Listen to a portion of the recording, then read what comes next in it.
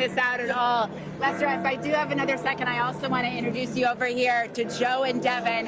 Guys, you lucked out. You are on your honeymoon. You were in Rome for one night. What was that like? Well, lucked out was an understatement. So cool to be here. We're only in Rome for 3 days. To be able to be here coincidentally for this, everything, it's truly unbelievable.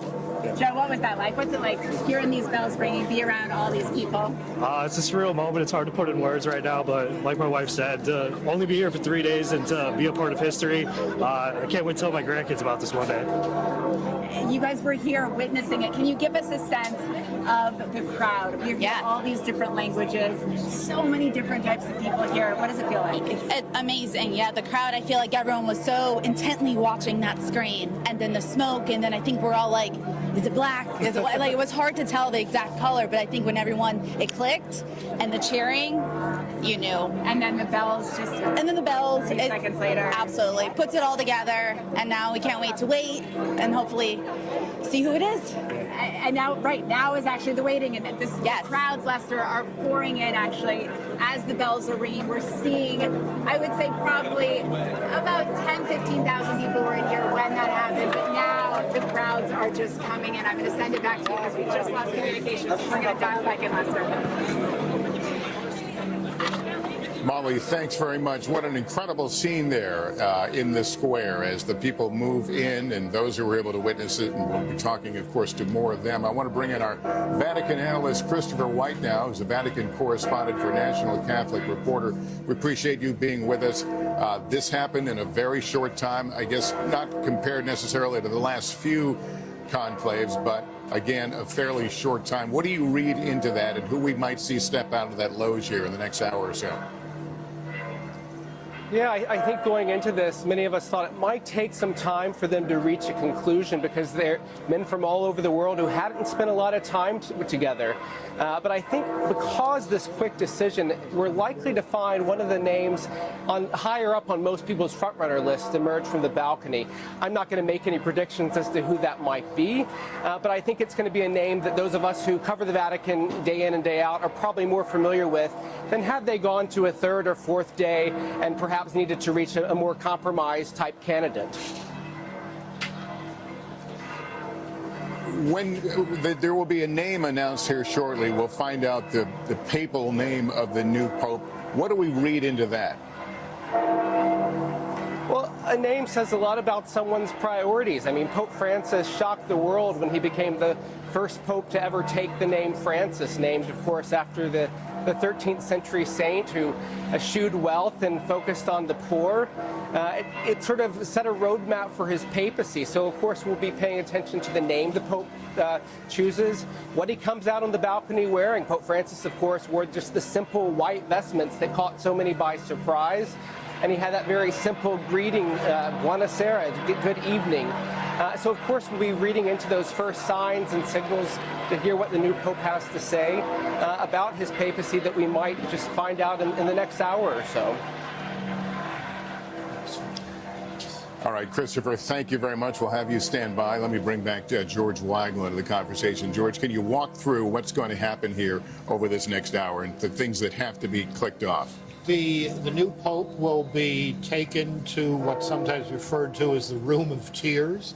It's a small sacristy off the back of the Sistine Chapel where several white cassocks of various sizes have been prepared. He'll take the one that fits best. The tailor from Gamarelli Brothers here in Rome will get him fitted up properly. He'll then receive in procession. The College of Cardinals will come up one by one to congratulate him. And then the Masters of Ceremonies will lead the new Pope through the Sistine Chapel, through the Basilica, into what's called the Hall of Benedictions over St. Peter's Basilica, the second tier of the facade there. There's a white curtain with a red drapery there. That's the central loggia of the Basilica. The Cardinal Proto-Deacon, the senior cardinal in the Order of Cardinal Deacons, will come out and announce the name of the new Pope and the regnal name, the papal name that he's taken. and then the new Pope will come out and be greeted by the crowd. Is it fair to say this will likely be someone that most of the people in that crowd or around the world will not know? I think that's probably the case. There were not a lot of large world-scale public personalities in the College of Cardinals at this moment. I think the Italian crowd here, which will be a substantial part of this, because people are right as we're sitting here running to St. Peter's from all over Rome, will know the cast of characters better than people who are just here for a holiday. But whoever it is, I think will be greeted very warmly. There's a sense in which this community of 1.4 billion people has been without a father for over 2 weeks now. And Anne, you have, as we've said, for a long time you have covered the Vatican for us. This is now another conclave that has gone down in relatively short order. Are we setting? Is there a new standard or a new modern look at these conclaves? Well, I think you do see that because we now had the third conclave that was decided where a Pope was elected within 2 days, and that's extraordinary, especially considering the global nature of the church now and how Francis tried to expand it, appointing cardinals from the peripheries, as he said. And I think one of the wonderful things as you look at this crowd, you see all the flags from all over the world. People are proud of their country. They come to celebrate not only their faith, but where they're from. And it kind of has the feeling I've always thought of a World Cup event, you know, when they're waiting for them. But the other thing that Christopher said, and I think that is very true, is right from the start, we're going to see, is this Pope going to continue France's papacy of humility, in that he didn't wear the red mossetta when he came out. He just came out in the simple white cassock. Will he take the papal limousine, something Francis shunned? So he will be compared to his... Instantly. Okay. Instantly. And that's a tough comparison right from the start. I mean, that moment when you walk out on the balcony is frightening, would be frightening for anyone. You've got 50,000 people in the square all cheering. And right from the start, I mean, it took Francis a little bit to get going in his speech. And right from the start, you're going to be compared to your predecessor. Let me let Molly take it away for a little bit and get us a sense of what's happening right now in St. Peter's Square. Obviously, you see people are now packing around the Basilica. You can hear the cheers. Molly, give us a sense of what it's like to be in that. Communications actually just dropped, but I do think you just asked me to bring us down here. I'm standing with a couple of Italians, actually Romans. This is your city. Yeah. You have come to the square. Did you watch the smoke come in? Yes, we arrived like 5 minutes before the white smoke came on. We felt so lucky. We thought we didn't make it for the last time. It was very moving, very moving. What does it feel like? This is your city. You have people from all over the world. Yes. I see flags from everywhere. That's the reason why we are here, because my daughter asked me, Mom, why don't we go? Yes, sure. It's a historical event. Everybody comes from around the world. We must go and watch it. And looking out at this crowd, seeing the flags, you're standing next to people. Where are you from? Roma. You're from Rome as well. People Yes. from all over this city who hear the bells and then rush in. What do you want? What do you want to say to the world? Oh, what does it feel like? What does it mean to you? Less wars. Free Palestine. Okay. Well, now we are watching, of course. So enjoy watching with this huge crowd. Lester, the crowds are only growing. We're seeing people coming in from all directions. I'll send it back to you. We've lost IFD with Yeah, people want to get close and be able to greet the new Pope, who will make the appearance in due time. And again, we're just working off previous conclaves, and it's generally been about an hour, hour 10, hour 15. So not precise, but that will be a huge moment. And Anne, to your point, there will be a comparison that begins right away to his predecessor. And George, at the same time, he will have to demonstrate that he is his own person. Is that difficult in this context? No, I don't think so. Every pope is different. Every pope brings a certain personality, a certain set of talents to this very, very difficult job. And in that context, I think it's probably good not to think about this in terms of winners and losers. This is a tremendous burden that someone a human being, a man, has just accepted to spend the rest of his life carrying, to be the spiritual father of 1.4 million people, to be both firm and gentle, to be both a truth teller and a man of compassion and charity, to reform a bureaucracy here in Rome that is in very bad need of reform, including financial reform, and somehow in the midst of all of that to cultivate his own soul, to remain a person of prayer, a person in conversation with the Lord. That's really asking a lot of anybody. So whoever we see come out on that central loggia deserves a great deal of credit for accepting that burden. Yeah, I didn't necessarily appreciate how much this person's life is going to change. Obviously, you're the Pope, but at the same time, we were talking earlier, this person now won't go to the airport and fly home and say goodbye to friends and pack up. And he's not going to walk down to Borgo Pio and get a pizza. No. I mean, which you might have been able to do. Might have been able to do 72 hours ago. It's a real sacrifice of self. You know, there's that famous scene in the end of John's Gospel where the risen Lord Jesus says to Peter 3 times, "Do you love me? Do you love me? Do you love me more than the rest of these?" John Paul II interpreted that to mean that Peter is being asked, can you empty yourself of yourself more than the rest of these in order to be the servant of the servants of God? And that's a tremendous challenge for anyone. And it's a challenge that deserves the support of the people of the church, whatever their views about individuals or particular questions in the church. Whoever this is has agreed to take on a very, very difficult and burdensome job, and literally to walk the way of the cross with the Lord. And I think also accepting that burden has an impact, obviously has an impact on the person, but can either confine them or free them. In Francis' case, it liberated him. That's right. Because he was not the charismatic figure that the world came to know when he was in Buenos Aires as Cardinal Jorge Mario Bergoglio. He was much more quiet, almost dour. He's the bishop of the slums, rode the subway. He brought that mentality, that caring for the poor, to the papacy. But he wanted to reach out. It was so important to him.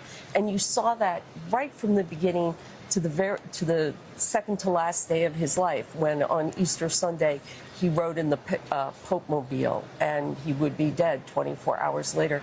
As one of his friends said, he died with his boots on. We are now joined by Bishop Robert Barron of the Diocese of Winona, Rochester, Minnesota. Bishop, thank you so much for being here. You stopped by our broadcast position a little while ago and started up the conversation we've all been having over the last a couple of days. You know, when will it happen? Can you give us your thoughts in watching this moment come true? Yeah, it was sooner than I thought. I was anticipating perhaps tomorrow. You know, there were some divisions among the cardinals during the general congregations. A lot of us thought it would take a little while to sort this out. The fact they came to a consensus pretty quickly, obviously, I think it's telling and very interesting. Did a candidate emerge that everyone said, okay, we can at least live with this candidate? That seems to be what happened. So I think a lot of us were surprised by the rapidity of this. Yeah, this is obviously a new chapter in Catholic history. How different, though, will this chapter be from the previous one? And I'm not necessarily speaking only of, Pope Francis. Well, we'll see. That was the great issue. It always faces a conclave. To what degree do we continue the momentum of the previous papacy? To what degree do we set a new direction? As I say, there were divisions about that. They found someone that I guess at least 89 thought will carry us in a good direction. Maybe a balance of those two. That's my guess. They found someone that would have the best of Francis and maybe some of the corrections the Cardinals wanted. But again, they came to it quickly, which I think is a good sign. We will, in short order, learn the name of the new pope. Can you give us your thoughts on the name, the significance of the name he picks? Well, it's the first major decision he makes, and it's a very telling one. Now all these names are so loaded with symbolic significance. If he becomes Francis II, that'll tell us a lot. If he's John Paul III, that will tell us an awful lot. If he's John the 24th, or if he's Pius XIII, all the recent papal names are pretty loaded with symbolic significance. Or he might do something very different, like Pope Benedict XVI. So we'll see. It'll be the first indication, serious indication, of what this man wants to do. We're looking, obviously, at the high shot over St. Peter's Square right now. We can hear the crowd being energized now. Here comes the marching band. In a very short time, we would expect we will see the new pope, and we will learn the new pope's name and whatever message he may share at this moment. There's the balcony on the right side of your screen, where he will make his first appearance soon. We got our first indication, obviously, the smoke, the white smoke pouring out of the chimney that we've been staring at, and then the sound of bells tolling, loudly tolling over the Vatican and throughout the streets of Rome. People taking it as a call to answer, now filing their way here to witness this historic moment in their church. I say their church, or those who are simply curious about the faith and want to be a part of this moment. We will, we tend to always look at popes as peacemakers in a very turbulent world, and so they obviously are key figures that will be watched around the world as this moment comes together. They become symbols of moral authority, a moral voice. That's what Francis brought to the issue of climate change with his encyclical Laudato Si. He was able to bring that moral weight to that issue, and that's why popes in particular are seen not just by Catholics but by people around the world as important figures. We want to dip in now and listen to some of the pageantry and the songs that lead up to the appearance of the new pope.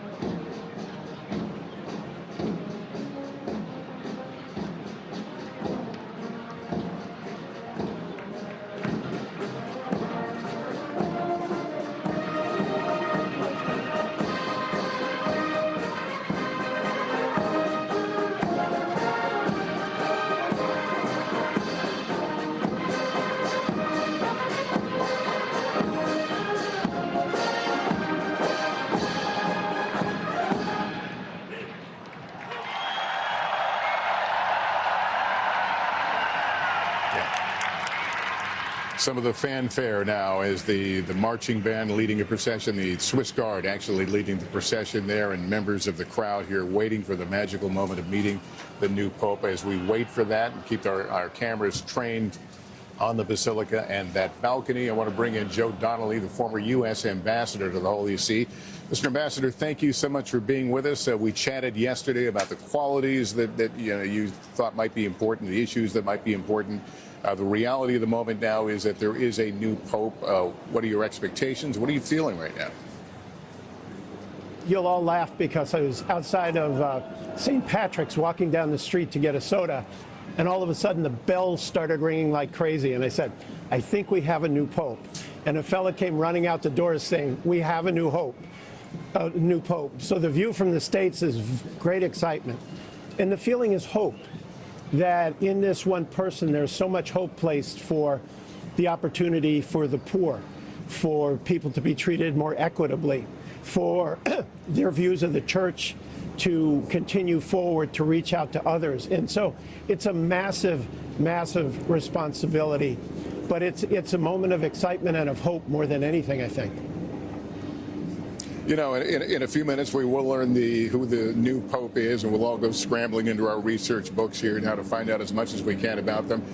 This is not a political contest, as we've talked about before, but does it have some of the political overtones, this need to make strong symbolic statements from the get-go?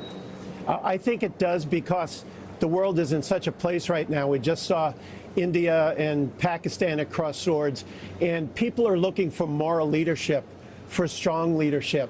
And the new pope that comes out can say, look, we are all part of one planet. We are all children of God.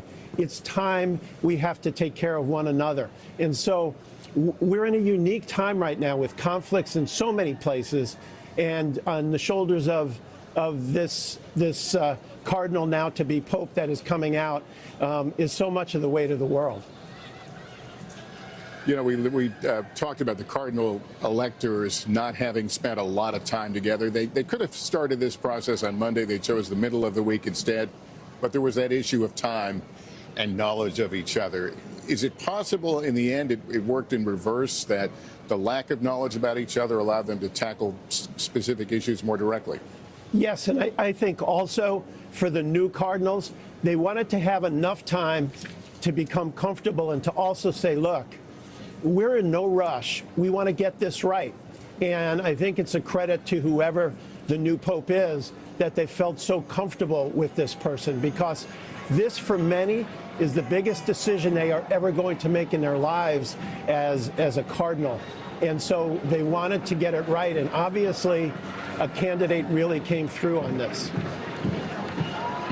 Ambassador Donnelly, we thank you for joining us at this moment. The camera on the right, trained on the balcony where the new pope will first make his first public appearance. The crowd building there from across the roads and streets of Rome. Italians, local Romans, as well as people from around the world. It's, of course, a huge tourist destination.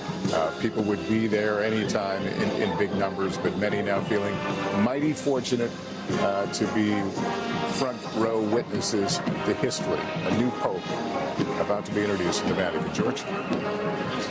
Thinking about this question of what the Pope says, the new Pope says when he comes out on the central loggia of the Basilica, and I think we should perhaps not overplay that too much.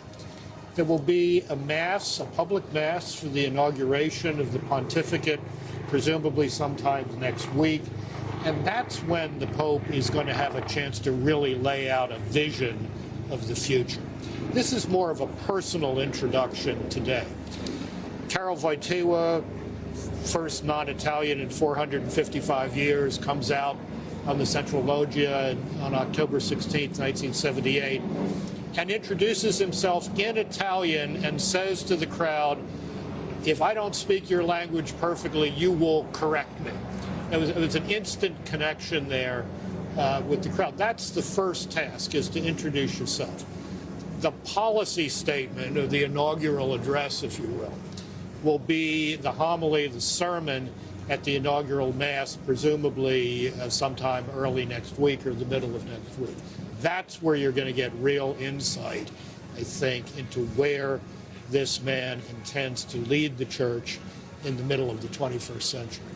Color guards and marching bands filling in front of the Basilica here in advance of the appearance of the new Pope. Let's listen a little bit.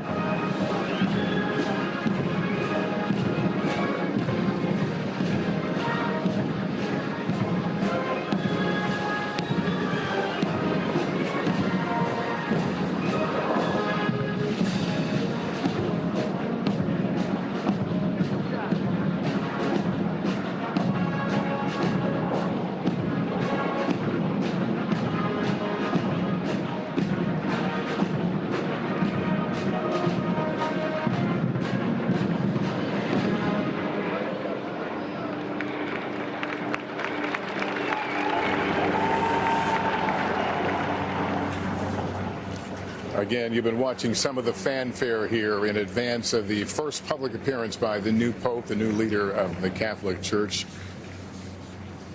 I want to go back to Vatican analyst Christopher White, who is a Vatican correspondent for National Catholic Reporter. Thank you for staying with us.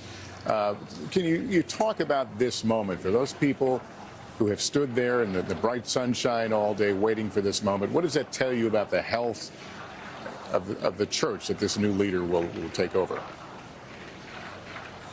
You know, it's interesting, Lester. I'm standing here above St. Peter's Square, and I'm looking at images of people below praying very fervently, but also hearing joyful shouts already of Viva il Papa, long live the Pope.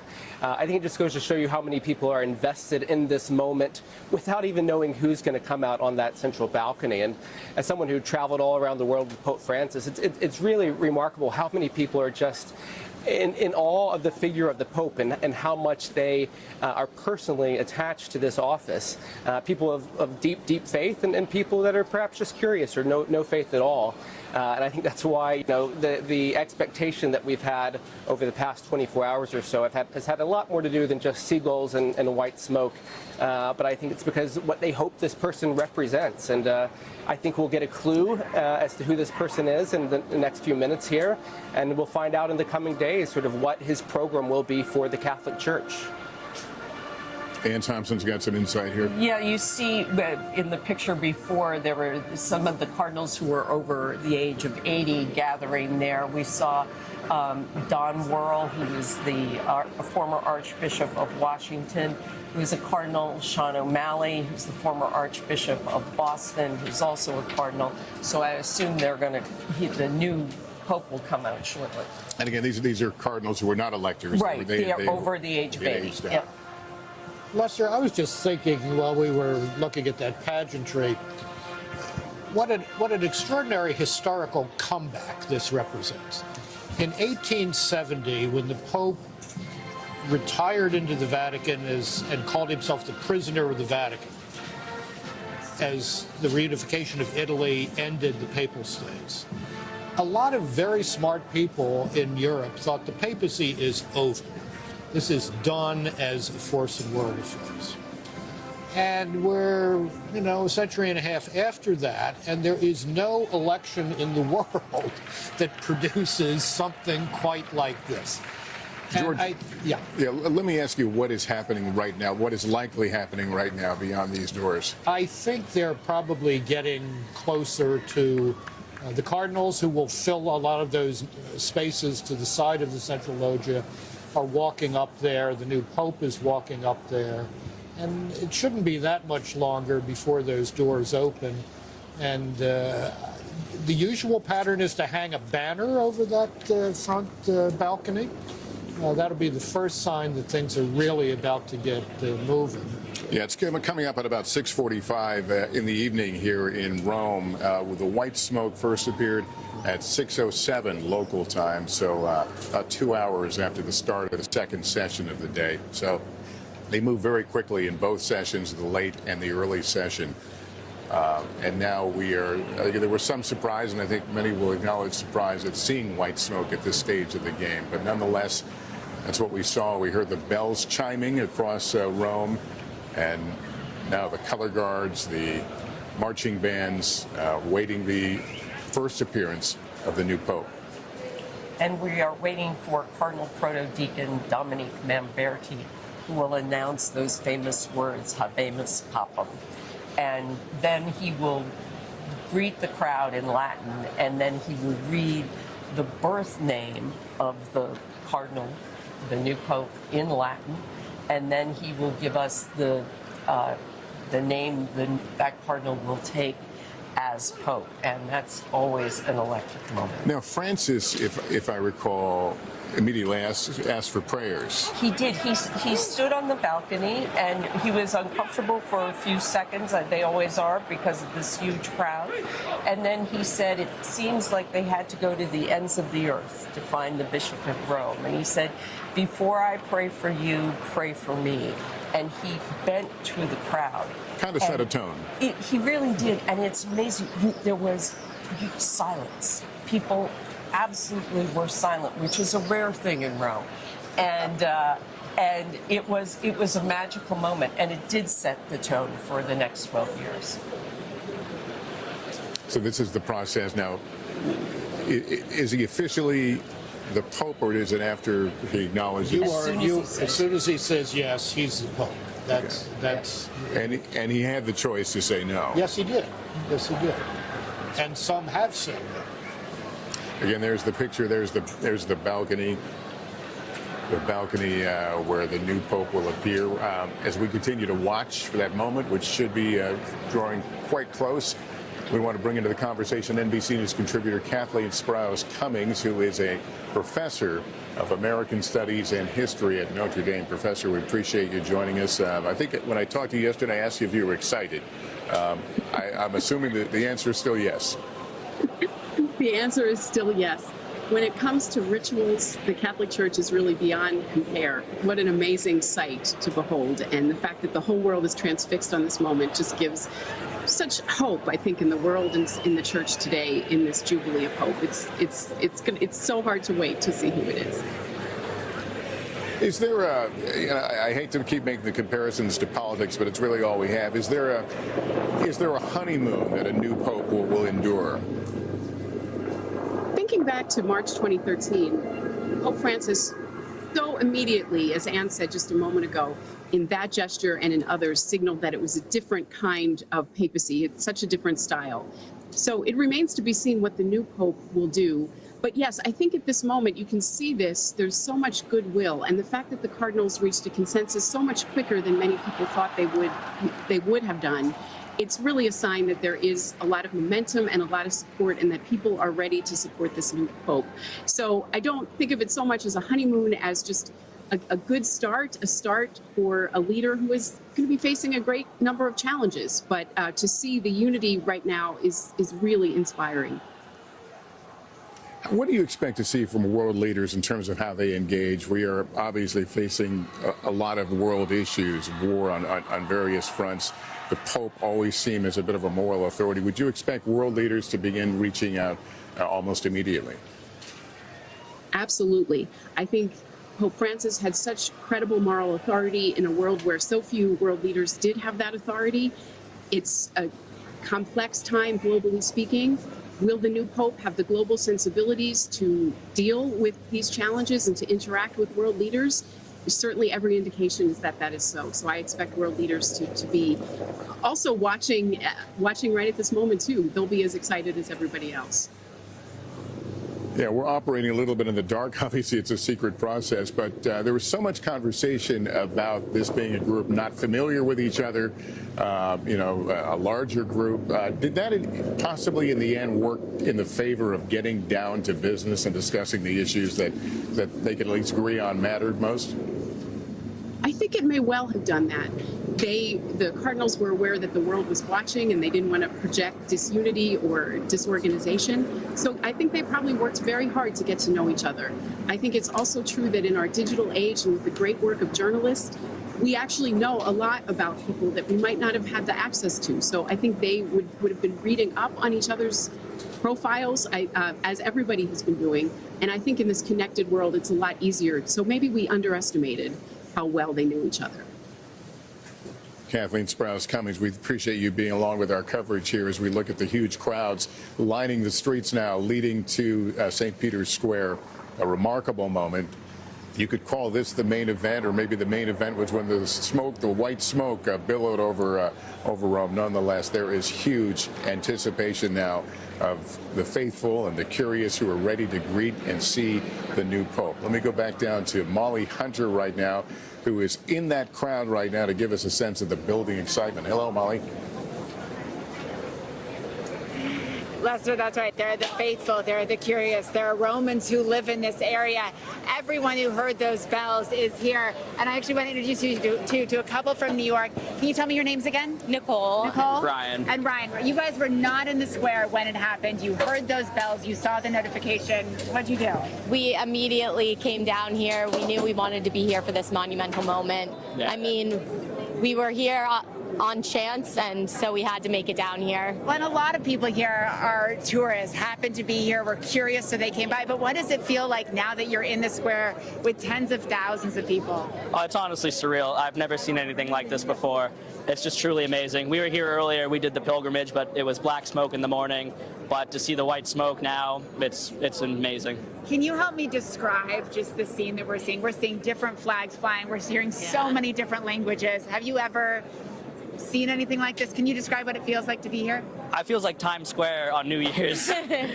But the amount of people that come from all sorts of different countries to just see this amazing moment, it's truly surreal. You see all the flags. It's a really beautiful moment. Yeah. So you guys are going to stay now. Now that you're in the square, Yes, you're going to stay to see who the next pope is. Yes. Do you have any kind of feelings about what direction you're hoping it's going to go, or now that you're here? I'm just excited to see who it is. I mean, it was a quick conclave, so whatever decision is made, I'm sure it's the best one, and it's going to be exciting to see. Yeah, I'm sure the Cardinals do their due diligence, and I'm sure the next pope will be a great pope. Guys, I really appreciate you talking. And enjoy this. Thank you. Truly extraordinary moment, Lester. We've actually just lost communication again. I'm going to send it back up to you. But we will go deeper in the crowd to find some more people to bring their viewpoints to you. All right, sounds good. I want to go back to Joe Donnelly, former U.S. ambassador to the Holy See. Ambassador, we were speaking a moment about, in terms of a honeymoon and what a new pope can accomplish in a short time. Is there pressure to tick off certain things on the list right out of the gate? Well, I don't think they have to tick off certain things because there's so much of a wave of goodwill right now. And this pope will be the universal moral leader. You can't think of anybody else that will have the universal moral power that the new pope will have. And so they have incredible goodwill, and they do have a honeymoon and some time to do all of these things. And so they can make an incredible difference immediately. Ambassador, just getting word that this election was on the fourth ballot. That the new pope again was selected on the fourth ballot. Does that surprise you? I thought it might be today, and I think that all the new members wanted to make sure that they fulfill their duty. They take it so seriously, and they felt confident in this person. It was a confidence earned very quickly. It's going to be amazing to watch, but whoever it is obviously impressed the Cardinals very, very significantly, because I thought it might be the last vote today or tomorrow. So this is a little bit earlier than I thought. Yeah, I want to pick up what you were saying about the moral authority of the church right now and this moment. Is the world more in need than ever of this person and the potential of this person? Lester, it really is. People are looking for hope, are looking for an opportunity to make the world better. I was at the G7 last June in southern Italy, and various world leaders came in, and everybody just kind of politely applauded. Pope Francis walked in, and everybody stood up, and it was clear he was the rock star of the whole event. And so I think that's being transferred to the new pope, that there's a desire from all corners of the planet to hope for success. And I think you'll agree that we can't diminish some of the specific problems that the church itself is facing, the ongoing abuse crisis, a huge deficit, and other issues. How important do you think it was that this will be someone who has administrative skills? It's really important because of the challenges you indicated, the sexual abuse crisis, the management of the Vatican. They have to show moral leadership on these things as well. And when they do, confidence comes back. Confidence, for instance, in the United States in the church comes back when the sexual abuse crisis is handled well, is handled in a better way than it has been. And so, and people are giving this new pope the chance to do that. Ambassador, I'll ask you to stand by. I just want to set the scene for people who may be tuning in. You probably don't need me to say it because the pictures really speak volumes. There is a new pope. We are about to meet him. We are about to learn his name as pontiff, and this crowd will be able to finally find out who is going to lead the Catholic Church from this point going forward. It was an emotional, a magical moment as crowds were in the square when the white smoke appeared. The juxtaposition of ancient times, this process, the secret process inside the Sistine Chapel, at the same time, the chimney being viewed by thousands on the plaza or on the square on a television monitor, a big television monitor, as if it was a sporting event. So the two worlds coming together at this moment. You're hearing the sound of helicopters likely running security over us. And we saw, of course, the smoke and the bells that rang across Rome, signifying a new pope. And we learned just a short time ago he was elected on the 4th ballot. George, what's the significance of that? I'll ask the same thing to Andrew. I think it suggests that a consensus was quickly reached, that whoever got a large vote last night built that vote up over the next 2 or 3 ballots. I do want to touch, Lester, on this question of management. It's not simply a question of the Pope being a good manager himself, although that really helps. He has to know how to pick people. He has to know how to choose men and women of competence and probity in running a very complex bureaucracy here and in fixing this financial problem. That does not require finding clerics necessarily. Might require finding a lot of good lay people who know how to manage money and who know how to be stewards of money in an open and transparent way. And one of the things that half the population will be watching for, Lester, is does this Pope continue the efforts of Pope Francis to make women leaders in the Curia? He has done that. He has faced some resistance from it. He has also separated the need to be a priest from the ability to lead what they call dicastery department in the Vatican. And so I think that's one of the things people will be looking for. But I just wanted to follow up on something that Ambassador Donnelly said about the world situation and how much people are looking for someone with moral authority to step in. Even when you have that moral authority, it is so difficult to change intractable problems. Pope Francis had a prayer service for the situation in Israel and Palestine. This was back early in his papacy. He tried to mediate, offered the Vatican as a place where they could mediate the Ukraine-Russia war. He called the Catholic Church in Gaza every night since October 7th to try to give them comfort. He had the families of the Israeli hostages in particular. I remember I met Rachel Goldberg and John Poland when they came here to meet him. He did all these things and still the violence raged on. It was incredibly frustrating. You look at these pictures right now and all these flags, it reminds you of obviously the global nature of the church, but it also reminds the church's growth, or in some cases lack of growth, falls regionally, and that continues to be an issue. It's interesting to me, Lester, that so many of these flags are European, and that's the least center of growth in the church today. Well, there's an American flag. There's an American flag. There's a flag of South Africa. Sub-Saharan Africa is the growth center of the Catholic Church throughout the world today, and will be the demographic center. You think we're going to see that reflected when the new Pope appears in a moment? Well, perhaps, but even more to the point, we're going to see it reflected in the future. This is a church that is becoming truly global and truly universal, and that's reflected in this crowd. I'm also thinking about the fact that the colonnade, these two arms that surround the square, were not part of the original design of St. Peter's, and how perfect they are as they suggest, a kind of embrace of the entire world. It's been roughly 55 minutes or so since the white smoke appeared, and we're still waiting for the new Pope. It is 1 p.m. on the East Coast, 7 p.m. here in Rome. And just under an hour ago, we learned that a new Pope has been elected to lead the Catholic Church.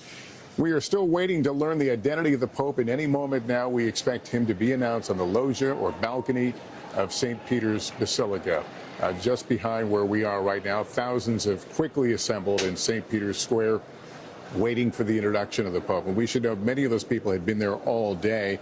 Others looked at their watches and said, oh, maybe it could happen within this window, and they've made their way. And someone that has been telling their stories and sharing the excitement is our Molly Hunter. Molly, take it away for a few.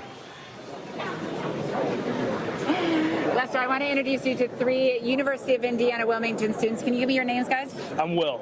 Kevin. Steven. So you guys are studying abroad in Rome. You've chosen an extraordinary semester, clearly, to be here in Rome. You're also Catholic.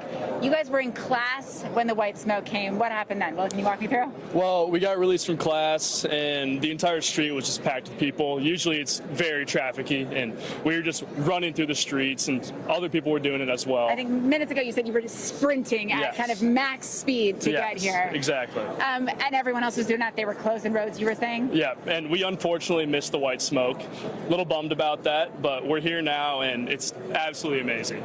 Give me a sense of the crowd right now. I mean, it's packed. It took us about 10 to 15 minutes to get to the spot that we're at right now. I mean, running from where we were, the traffic, Rome is normally packed, and everything else Who's is out unbelievable. here? Give me a sense for our audience. We're seeing flags. We're hearing all different People from everywhere. Everyone from everywhere, and it's all Catholics, and we're very excited to see the Pope come out. Yeah, it's pretty cool. Catholics, and I think a lot of tourists who happen to be here. Oh, yeah, were definitely. curious, who came on down. What does it feel like for you to be here as a Catholic? Well, this doesn't happen that often. I think the last Pope was elected like 13 years ago. So to be here during this time, we're also leaving tomorrow and Saturday. So we're lucky the Cardinals didn't take too long, and it's a pretty cool experience. What extraordinary timing. And you guys are going to stay, obviously. Oh, yeah. Absolutely. Pretty soon. It's been about 55, 56 minutes. Do you guys have the rest of your class also here? Everyone was feeling pretty excited? A lot of kids came, yeah. A lot of kids from class came. Yeah, you can see when we got released, it was 4 or 5 other classes got released. Everyone was sprinting. So can you imagine another event that would bring this kind of diverse population here together? I mean, looking around, they're young, old. Absolutely not. Absolutely not. No. Once in a lifetime experience. You're pretty young, though. What, 21? I don't know if it's necessarily once in a lifetime, but maybe once in a lifetime for you to be here in Rome. Studying in Rome. Yeah. Studying in Rome down the street from this happening. Well, guys, enjoy this moment. I'm not going to keep you. I want to make sure you guys get good front seat views, but I really appreciate you taking the time. Yeah, thank you. Lester, I'm going to send it back up to you. Once again, we've lost comms down here. There are a lot of people down here.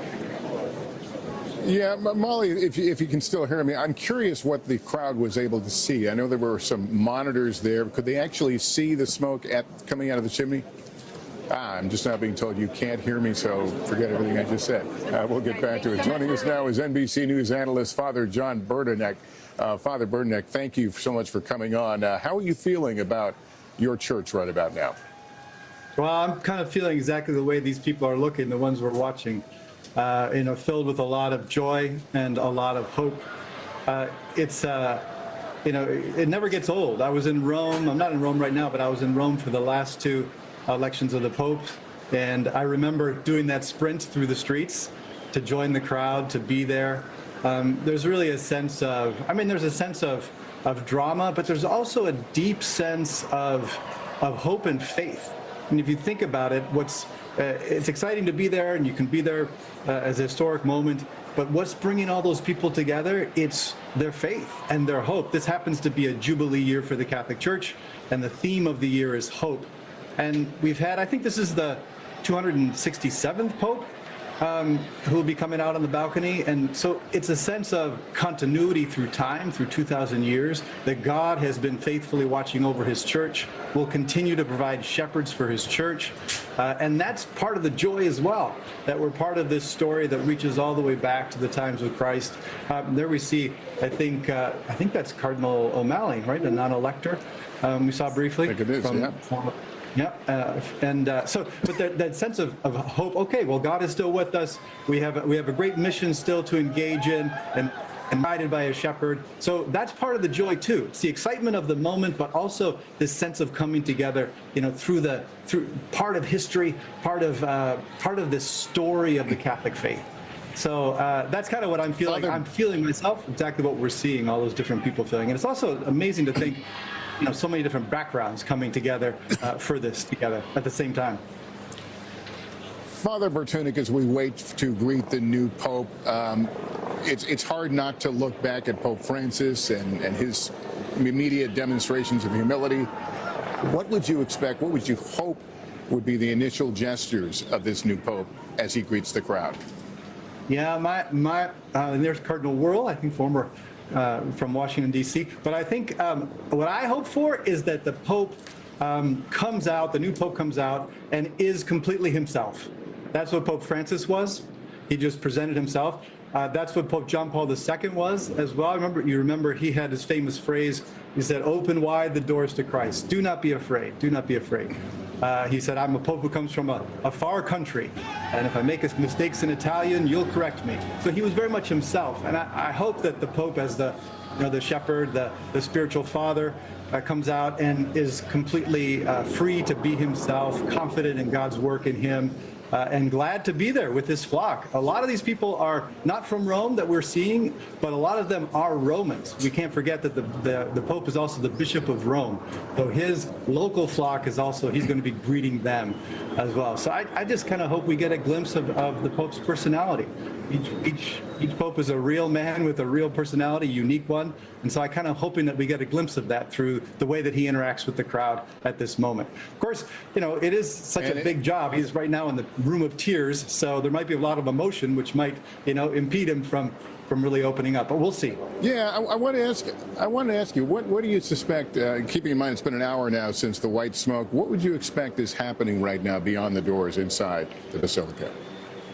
Well, I think he could be praying. Pope Francis on his way to the balcony stopped in the chapel and just prayed silently. But he could also be kind of discussing or be kind of mingling with the cardinals and allowing them a chance to congratulate him, a chance to embrace, a chance to have a word. There's a lot of cardinals this time, more than any in the history of these conclaves. So it might be taking a little more time as he's interacting with them in the Sistine Chapel after he put on his white cassock in the Room of Tears.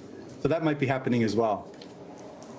Yeah, I'm curious your reaction to the fact that this was decided on the fourth vote. Oh yeah, I think I was expecting a longer one. We were all talking, well, these cardinals, there's some of them are so new, they're from such different places around the world, kind of a wider geographical spread than we've ever had before. So it might take them a while to come up with their choice. And obviously that didn't happen. And I was thinking about that, maybe the unity of the core message that the church needs to communicate going forward after Pope Francis, maybe it was easier for them to come to that. I imagine it was, we have to focus on mission. The world needs the good news of Jesus Christ, and we just have to find creative and compelling ways to spread that news. And there might have been disagreements about what's the best way to do that, depending on what your preferences were or what your experience was. But that core mission might have been so obvious that they were able to come together and choose someone. I also think, even though maybe they didn't spend as much time together as past groups of cardinals had before a conclave, because so many were new and from different places, let's remember, more than half of these cardinals participated during the last 2 years in the Synod of Bishops in Rome, where they spent a lot of time together, working on themes for the church, working with Pope Francis. And then also, I think maybe a factor, today, in this world where we can follow things digitally so easily, where we have people like yourself are giving us the news so often and so frequently, I think these cardinals, wherever they were, from Mongolia to Madagascar, they were able to follow church affairs. They were able to follow the papacy of Pope Francis. So maybe they came a little more prepared than we all anticipated, and so they were able to come to an agreement or come to a consensus fairly quickly. Father Bertunik, really great to talk to you, and clearly your enthusiasm level matches what we're hearing from the crowds in the square. So thank you for your time and your insight. We appreciate it. We are here now beyond an hour now since the white smoke. The crowds have moved in closer to the Basilica. Everyone wanted to get a first look at the new Pope when he is introduced to the world that could occur anytime. And we're basing that anytime looking at some of the past conclaves and how they ended and the time from white smoke until the first appearance. And it roughly runs average, I would say, an hour 15, hour 20. So we're certainly in the window here that we could see the new Pope shortly. You see the flags, and we've been talking about the global nature, obviously, of the Catholic Church. 1.4 billion people, and many, as we've said before, were in town or happened to be in town. Others made the trip. They wanted to be a part of this process. Imagine just landing here in Rome, and your first stop is St. Peter's Square, and oh, by the way, the white smoke appears over the Sistine Chapel. That's a trip to remember. But look at this picture. These are people who want to be together. They didn't want to sit in their hotel rooms and watch this. They wanted to come to the square. They wanted to be with people from all different nations and celebrate this historic moment in the history of the Catholic Church. I'm sure many of them are Catholic, some are not, but it is a great moment to be together, to be part of a community. Well, you know, I've shared on the air here in the last couple of days, and you've covered previous conclaves as well. This is the moment that I remember. It's seared in my memory. It's you know, whatever your faith or whatever you think about this church, that this moment is so substantial, and it's in the pomp and the pageantry and the spiritual significance and the drama. All those things surround this moment, and to watch the crowds, you know, team to the streets of Rome, making their way here for a front row seat, is really pretty awesome. It's striking to me how many young people we see in that crowd today. Now, this is a great university city. There are lots of American universities that have Rome campuses, but the notion that the church, religious faith, are just not of interest to huge numbers of young people. There we go. Okay, there's movement beyond the door here.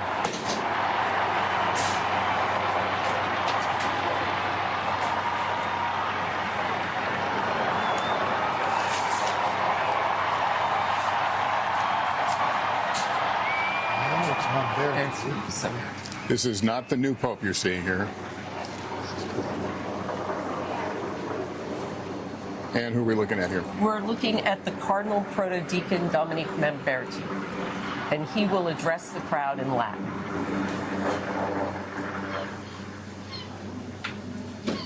Annuncio vobis gaudium magnum.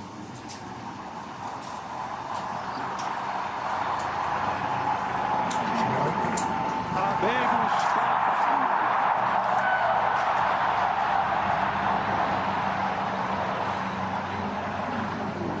Eminentissimum, ac reverendissimum Dominum, Dominum Robertum Franciscum, Sancte Romane Ecclesiae, Cardinalem Prevost. Qui sibi nomen imposuit Leonem XIV.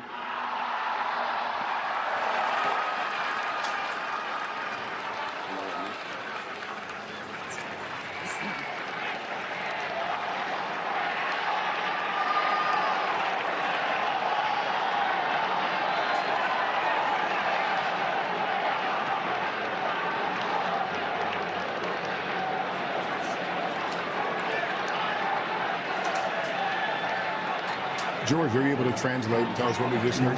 I think we have just heard that the first American has been elected Pope, Cardinal Robert Prevost of the Order of Augustinians.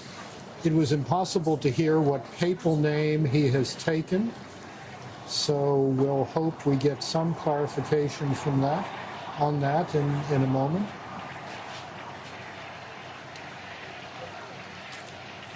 History playing out in ways that we didn't expect. Not at all. This is something that most Vatican watchers, if it does turn out to be Robert Prevost, said would never happen because he's an American.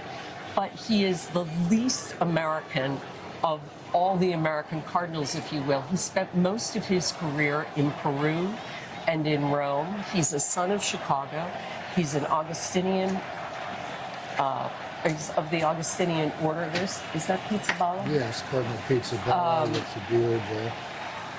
But he has been, he ran for Pope Francis the dicastery of bishops. So, all right, we can report that it is Prevost, Robert Francis Prevost, an American bishop, is the new pope. And that's a first. As we heard, he was born in Chicago, naturalized citizen of Peru after decades of working there. An American cardinal is a conversation we didn't have a lot in these days leading up to this moment. Cardinal Prevost was on, I think, a lot of people's lists as a possible compromise candidate, Lester, someone later in the process. It's very striking that he has been elected so quickly, and it sure would be nice to know what name he took. I don't know if it was said and we couldn't hear it. I think it was said and we couldn't hear it. All right, we'll get a clarification on that in a moment. But George, you had talked about there was some skepticism about him because he was an American, but you note that, as Anne said, he has spent a tremendous amount of time in Peru. He's got international experience here in Rome. He was the head of his order in the United States. And I think this is a quite striking election that it settled on him as quickly as this. What expectations, additional expectations could be placed on him as an American? I think this is one of these situations where a man was regarded, for example, by Latin Americans as virtually one of them. Cardinal Sean O'Malley, who was reported to be a candidate the last time, is another example of that. So this is not quite the same as other American cardinals. This is a man with a real international profile who was obviously well known among the electorate, or well known enough to achieve a very rapid victory and election as the 266th successor to St. Peter. And we are trying to learn the name and make sure we get it correct. The name being taken by Provost.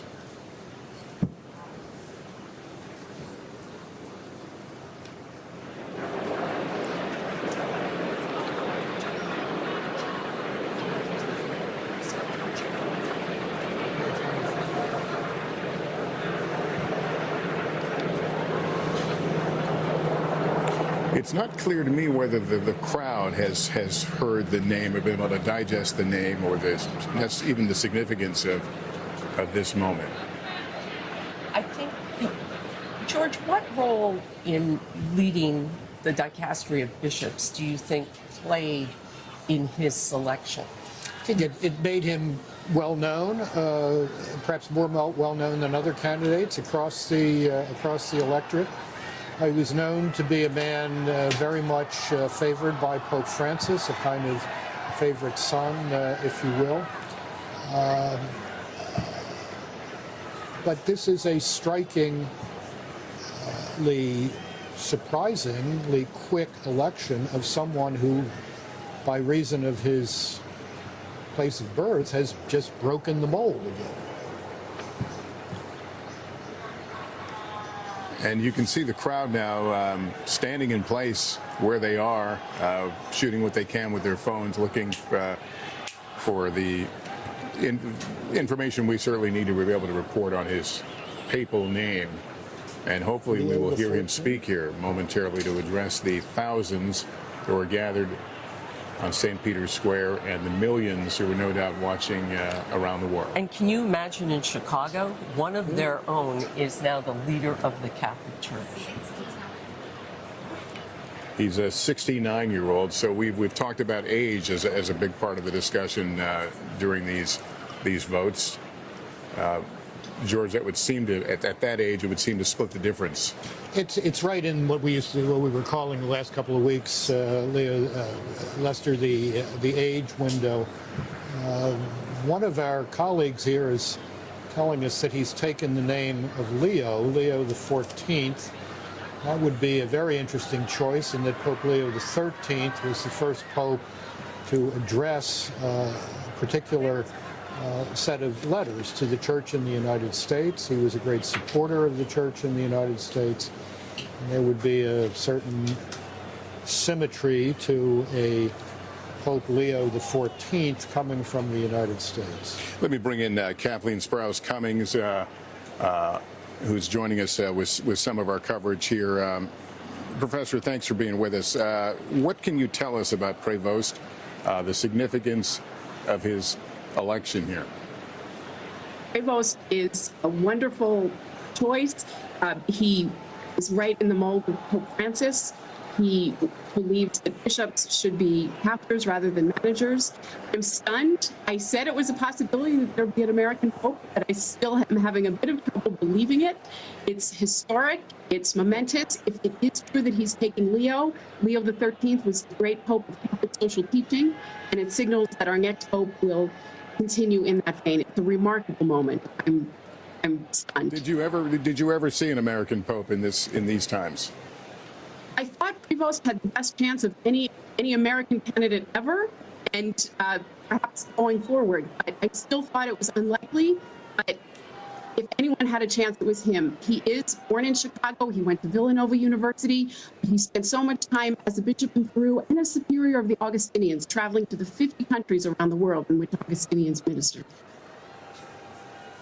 Kathleen Sprouse-Cummings, thank you for being part of our country as we watch the cardinal electors standing there on the balcony. We are waiting to hear from Pope Leo XIV.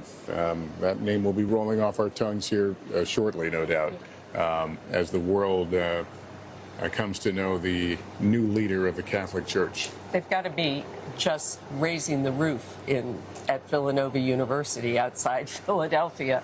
They are the home to the first American pope.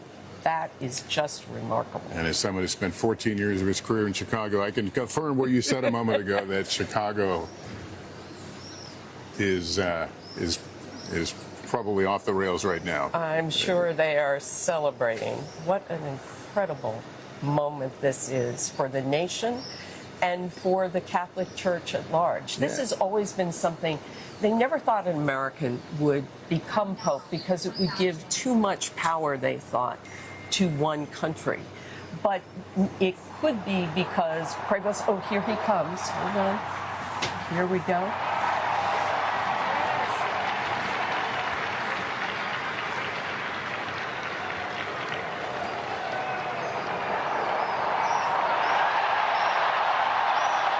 And there he is, Pope Leo, the new leader of the Catholic faith, greeting the assembled on St. Peter's Square. Officially Leo XIV, the name he has taken.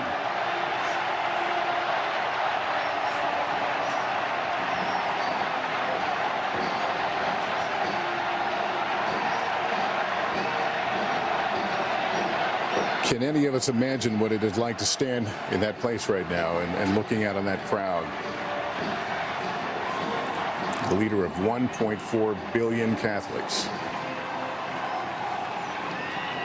He looks amazingly relaxed, don't you? Yeah, I think exactly what I was thinking, and he seems comfortable in the role, which means he's probably been thinking about it over the last 24 hours as the votes mounted up. This is, I look at this and think, last night when we talked about who the names were, he was the last on our list because he was a long shot, because he was an American. And I'm fascinated to know what happened in that conclave, how he rose to the top.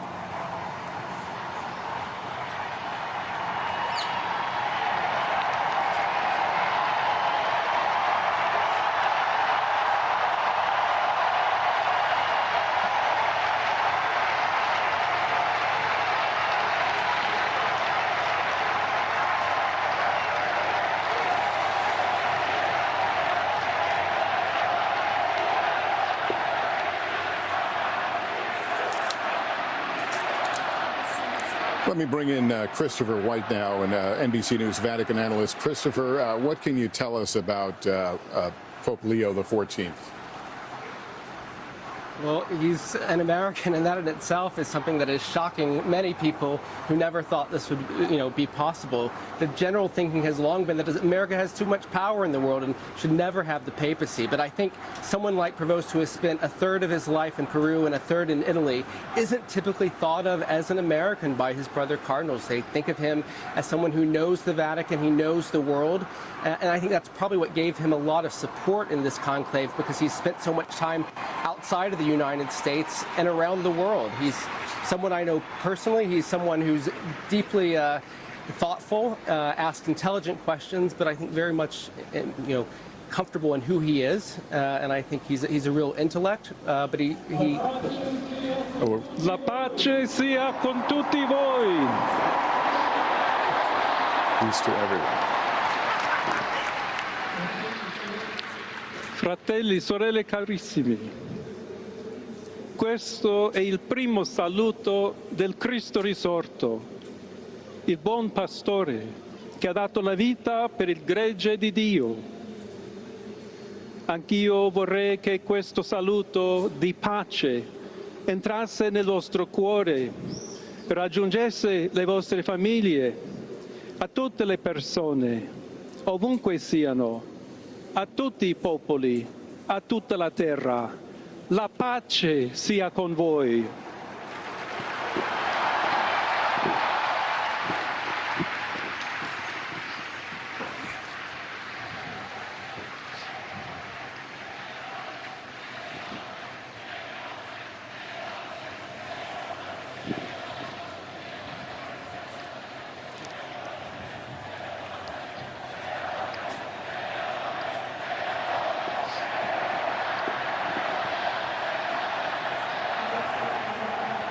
Questa è la pace di Cristo risorto, una pace disarmata e una pace disarmante, umile e perseverante.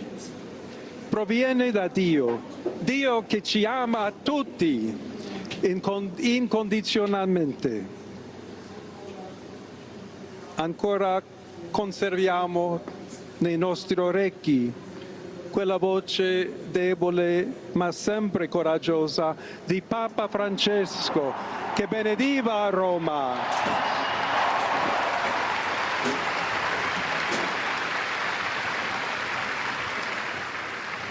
Years hearing his voice. Il Papa che benediva Roma, the Pope who was blessing dava Rome, la sua benedizione al mondo, giving his blessing intero, to the world quella mattina del giorno di Pasqua. on that morning, on that day of Easter Sunday. Consentitemi di dar seguito a quella stessa benedizione. Allow me to continue that same blessing. Dio vi ama tutti. God loves everyone. E il male non prevarrà.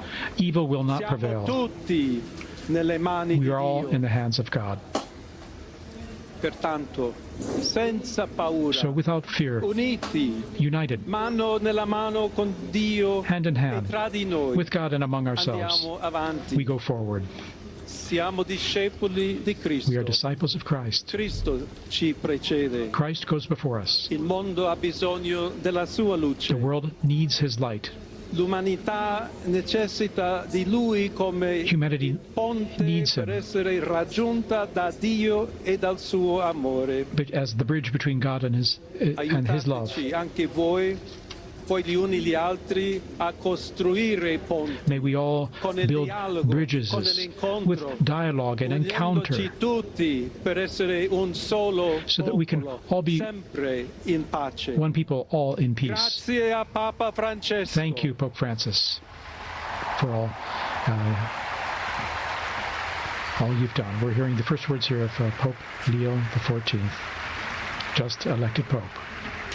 Voglio ringraziare anche tutti i confratelli cardinali. I'd like to also thank my brother cardinals scelto me who chose per essere me to successore di be the Pietro, successor of di Peter camminare insieme a voi and to come Chiesa walk along unita, with you, cercando sempre la pace, la giustizia, searching all together for cercando peace and sempre justice, lavorare come uomini and working e donne together, fedeli a Gesù men and women Cristo, faithful senza to Christ, paura, without fear, per proclamare to il Vangelo, proclaim the per gospel, essere missionari. to be missionaries.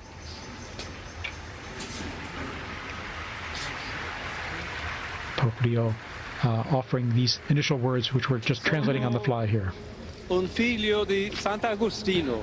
I'm a son of St. Augustine, and I'm an Augustinian.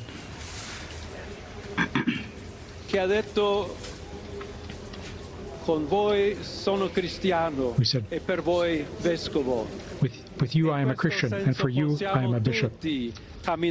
So may we all walk together towards that, la quale Dio ci ha preparato. to the place that God has prepared for us. May we walk together, accompany each other. To the Church Di Roma, of Rome, un saluto speciale. a special greeting. As Bishop of Rome, of course, a special greeting. Dobbiamo cercare insieme come essere We've got una to chiesa missionaria. look at how we can together be a missionary church, Che costruisce I ponti, a church that builds bridges, sempre aperta a ricevere, that is always open to receive everyone, just like in this square, to receive everyone, to welcome everyone. Our charity, our dialogue and love. Se me permiten también una palabra, un saludo. And now, a greeting in Spanish. Please allow me here to A todos aquellos, y en modo particular a mi querida diócesis de Chiclayo en el Perú. To all of you, but especially to the people of my diocese of Chiclayo in Peru, donde un pueblo fiel ha acompañado a su obispo, ha compartido su fe y ha dado tanto para where we had such faithful people accompanying the bishop, and we had such faithful people helping the bishop. Di Roma, d'Italia, di tutto il mondo. All of you, the people of Rome and of Italy, una chiesa che cammina, una chiesa che we need to be a synodal church, a church that's a pilgrim, that shows charity always, and especially is charitable to those who are suffering. Oggi, today, il giorno della supplica alla Madonna di Pompei. Today is the day of praying to the Madonna of Pompeii. Vuole sempre camminare con noi, stare vicino. Our Blessed Mother Mary always wants to be close to us. Il suo amore. She always wants to intercede for us through her love. Preghiamo insieme. So per questa nuova missione, let us pray together for this new mission, for all of the church, for peace in the world, questa grazia speciale, that she will help us give us a special grace, our Mother. Ave Maria, piena di grazia. Hail Mary, full of grace, the Lord is with you. Tu sei benedetta fra le You are blessed among women, il frutto del and tuo blessed is the fruit of your womb, Jesus. Santa Maria, Holy Mary, Mother of God, prega per noi peccatori. Pray for us sinners, Adesso e nell'ora now and at the hour of our death. Amen. Pope Leo XIV there. Pope Leo XIV, very interesting. A few themes coming out already there from his first piece, talking about peace. Indeed, saying a greeting of peace. May my greeting of peace enter into your hearts and reach your families. All people, wherever you are, all peoples of the entire planet. Right. May peace be with you. God's peace be with you, he said. And here we see him in after having given that opening and beautiful words. Continuing also the message of Pope Francis, where he even said in Spanish and Italian, tutti, tutti, Il tutti, Santo todos. Padre Leone, a tutti I fedeli presenti e a quelli che ricevono la sua benedizione in the square and all receiving or hearing this through new technology, online, everywhere, offers his the plenary indulgence and formularies there. Preghiamo Dio Onnipotente perché conservi a lungo il Papa a guida della Chiesa e conceda pace e unità alla Chiesa in tutto il mondo.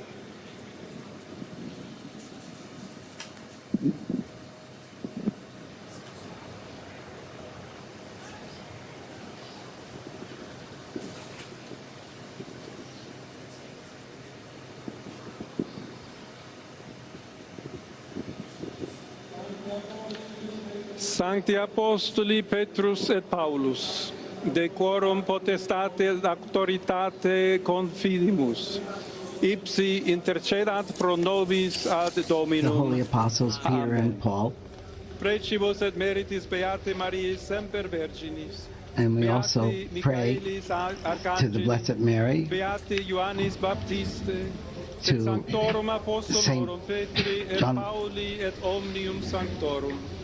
Misereatur vestri omnipotens Deus, et dimissis omnibus peccatis vestris, perducat vos Iesus Christus ad vitam aeternam. Indulgentiam, absolutionem, et remissionem omnium peccatorum vestrorum, spatium vere et fructuose penitentiae, cor semper penitens, et emendationem vitae, gratiam et consolationem Sancti Spiritus, et finalem perseverantiam in bonis operibus tribuat vobis omnipotens et misericors Dominus. Amen. Et benedictio Dei omnipotentis, Patris et Filii et Spiritus Sancti descendat super vos et maniat semper.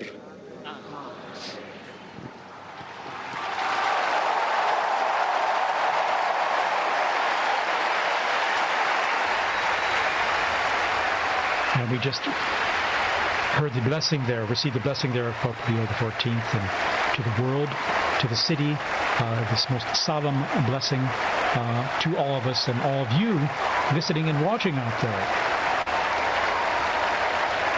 What is interesting, he is smiling, and I found very touching the fact that he made reference to his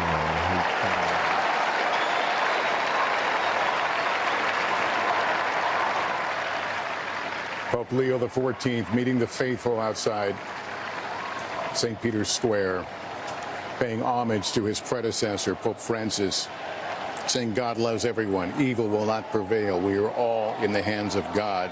Hand in hand we go forward, he says. He thanks Pope Francis. He thanks his brother cardinals, he says, who chose me. And he talked about the mission, the missionary sense of the church as well.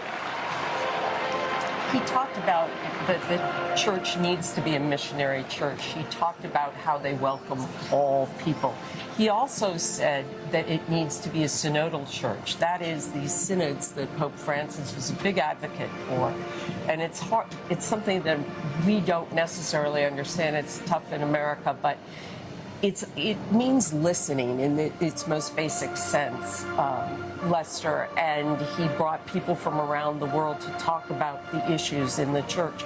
And it was controversial with some. And so just from his remarks, we can see when they talk about a pope of continuity, the missionary aspect, welcoming all, a synodal church. He seems to be hitting themes that Francis hit. George, do you agree? He's hitting themes that Francis hit, but let's remember that it was John Paul II who, in the early 1990s, announced that the grand strategy of the church in the 21st century was going to be what he called the new evangelization. Everyone a missionary, everywhere mission territory. I have to say, Lester and Ann, I was struck by how at home in this role Pope Leo XIV seems in the first hour of his papacy. It is almost as if he had been thinking about this for a while. He seems quite comfortable. He is an American, his roots in Peru, and his roots also in the city of Chicago. And you know, that city is celebrating. The faithful in that city are celebrating tonight. Molly Hunter has been down in the crowd in the square today, measuring the reaction. And I think you've got a guest from Chicago, Molly.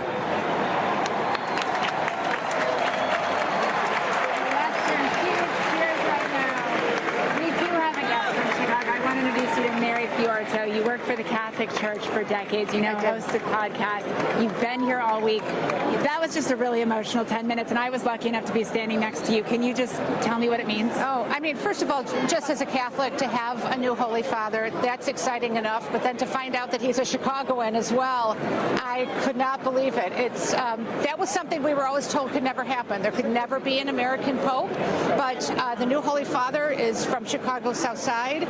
He's an Augustinian, so like Pope Francis is a member of a religious order and not a priest for a diocese or archdiocese.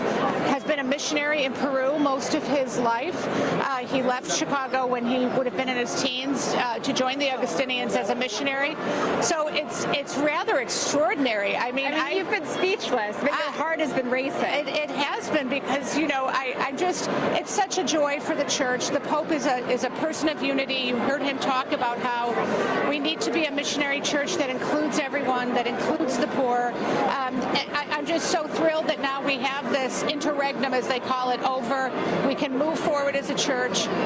He's a man of great compassion, which is what, of course, you always want. And he loves Jesus very much and wants us all to be serving the poor in Jesus' name. Can you speak about your hometown tonight? What do you think's happening back in Chicago? I think the first question, I know, Lester, you're probably thinking this too, is he a Cubs fan or a Sox fan? My guess is probably a Sox fan because he's from the South Side. But, I mean, no one's going to call Chicago the second city anymore. At least I hope not. We have a Pope, and no other city in America does. So I think people are going to just be taking to the streets, so excited. It's a wonderful day for Chicago, for the United States, but also for the Church worldwide. Can you walk me through just how we were standing next to each other when those curtains opened, we turned around. Can you just tell me what was going through your head at that moment? Yes, well, of course, you're also, you know, you're wondering the who will it be, but then also what name will he take? And he's taken Leo XIV, which is, it's a very interesting choice. Again, not one that many people were thinking of, but Leo XIII wrote the great encyclical Rerum Novarum, so obviously it signifies his love for the poor, and building up what people who work contribute to the world and to the church. The dignity of work, that's going to be something we're going to see him emphasize. Mary, I really appreciate it. Oh, my goodness. What a privilege for me to just be able to be sitting next to you for these last 15 minutes. Yes, how providential. Lester, I'll send it back up to you. All right, Molly, thanks very much. The bell's tolling once again here above the Vatican as the new Pope, Pope Leo XIV, concludes his remarks and leaves the balcony. That's the shot moments ago as he greeted the faithful. Thousands gathered here, millions, no doubt, watching across the world. And that picture just capturing so much of the excitement tonight. We, as we've been speaking, we've received a posting, a truth post from Donald Trump, President Trump, saying, "Congratulations to Cardinal Robert Francis Prevost, who was just named Pope. It is such an honor to realize that he is the first American Pope. What excitement and what a great honor for our country. I look forward to meeting Pope Leo XIV. It will be a very meaningful moment." Again, that posted on the President's account at Truth Social. We also have some reaction from the Archbishop of Philadelphia, Nelson Perez, who knows now Pope Leo XIV, and he said, "A wonderful, gentle, profound man of God, a great gift to the Church and the world." I'm struck again by the name, Lester. Leo XIII really invented the modern papacy. The papacy of moral witness, papacy of serious teaching about public issues. And it'll be fascinating to see if Pope Leo XIV continues that tradition that was set in motion by Leo XIII in the late 19th and early 20th centuries. I want to go back to someone who knows the new Pope. Christopher White is back with us. Christopher, what can you tell us about Pope Leo XIV? Here in Rome, he came over here and to take over the office to advise the Pope on the appointment of bishops around the world. In fact, I'm standing next to Bishop Sean McKnight, who was the last archbishop that Pope Francis appointed in the United States, which Cardinal Prevost would have been heavily involved in that process. And I remember the first time I met him after he arrived in Rome, we were in his office, and he said to me, I wish I could spend more time working on appointing new bishops, but unfortunately I have to deal with a lot of problem cases, which is good because it reminds me that I have to be a pastor first. And I think when we think of the papacy of Pope Francis, he was the world's pastor. And I think just from listening to those remarks that we just heard from Pope Leo XIV, formerly Cardinal Provost, those were certainly the same sentiments he wanted to share. They harken back to Pope John Paul II's "Be Not Afraid," but also overtures of Pope Francis of a church that's open to all. And I think those are some of the major themes that we're going to see and hear in this young papacy as we try to figure out what direction he wants to chart for the global Catholic Church.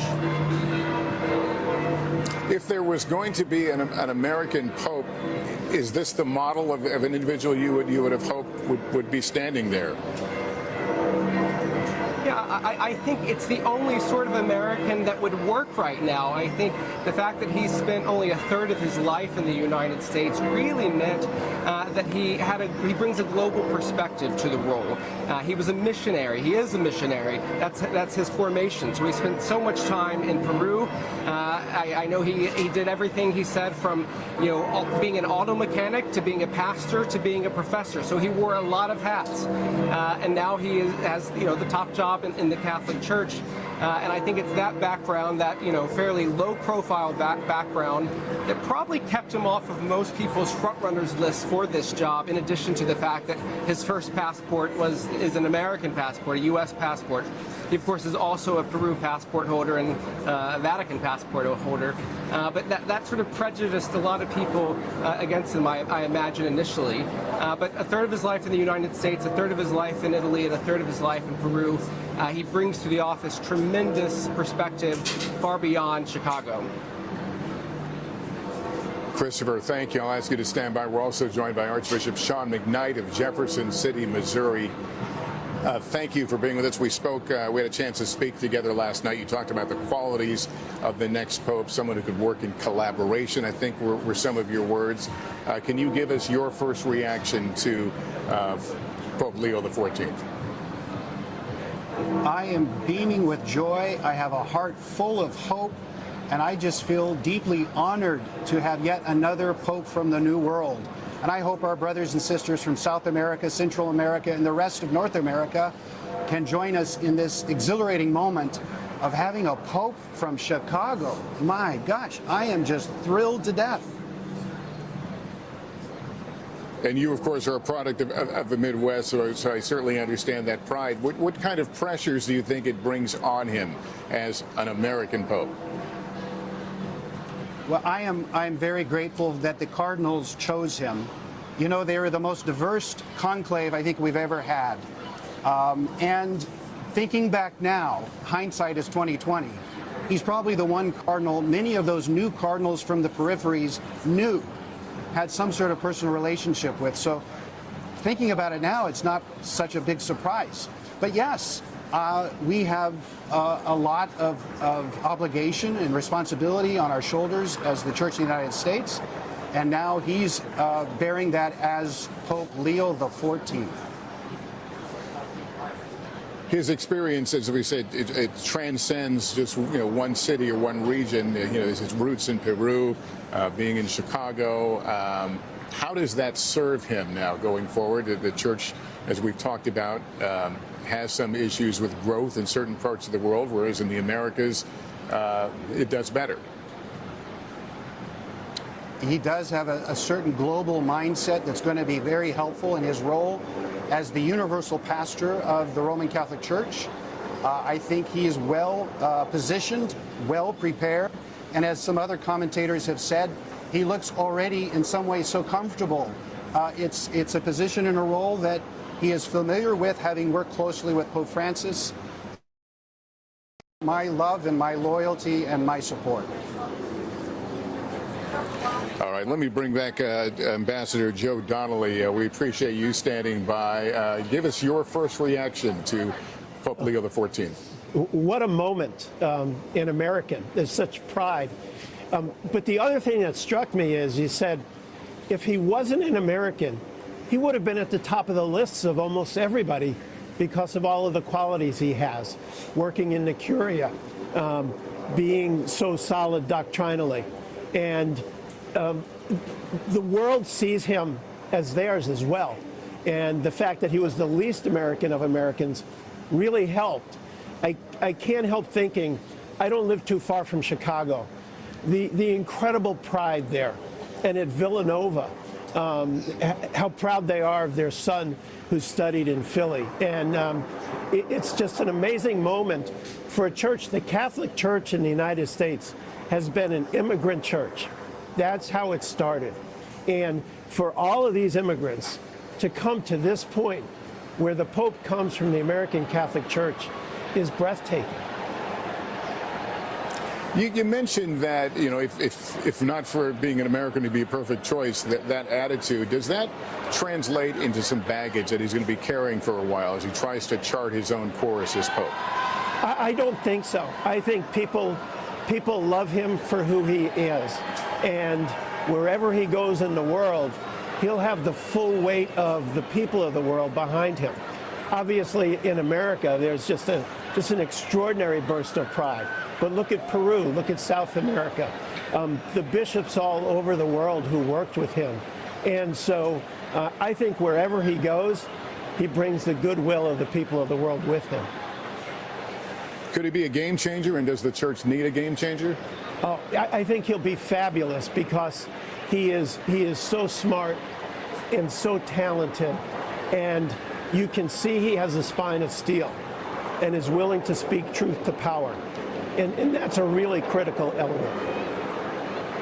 You know, I was thinking, you know, you were suddenly thrust into the world stage as Pope, and you're thinking about what you're going to say when you step out onto that balcony. Obviously, his words well chosen. How did you think he did in that moment, that first face-to-face meeting with the faithful?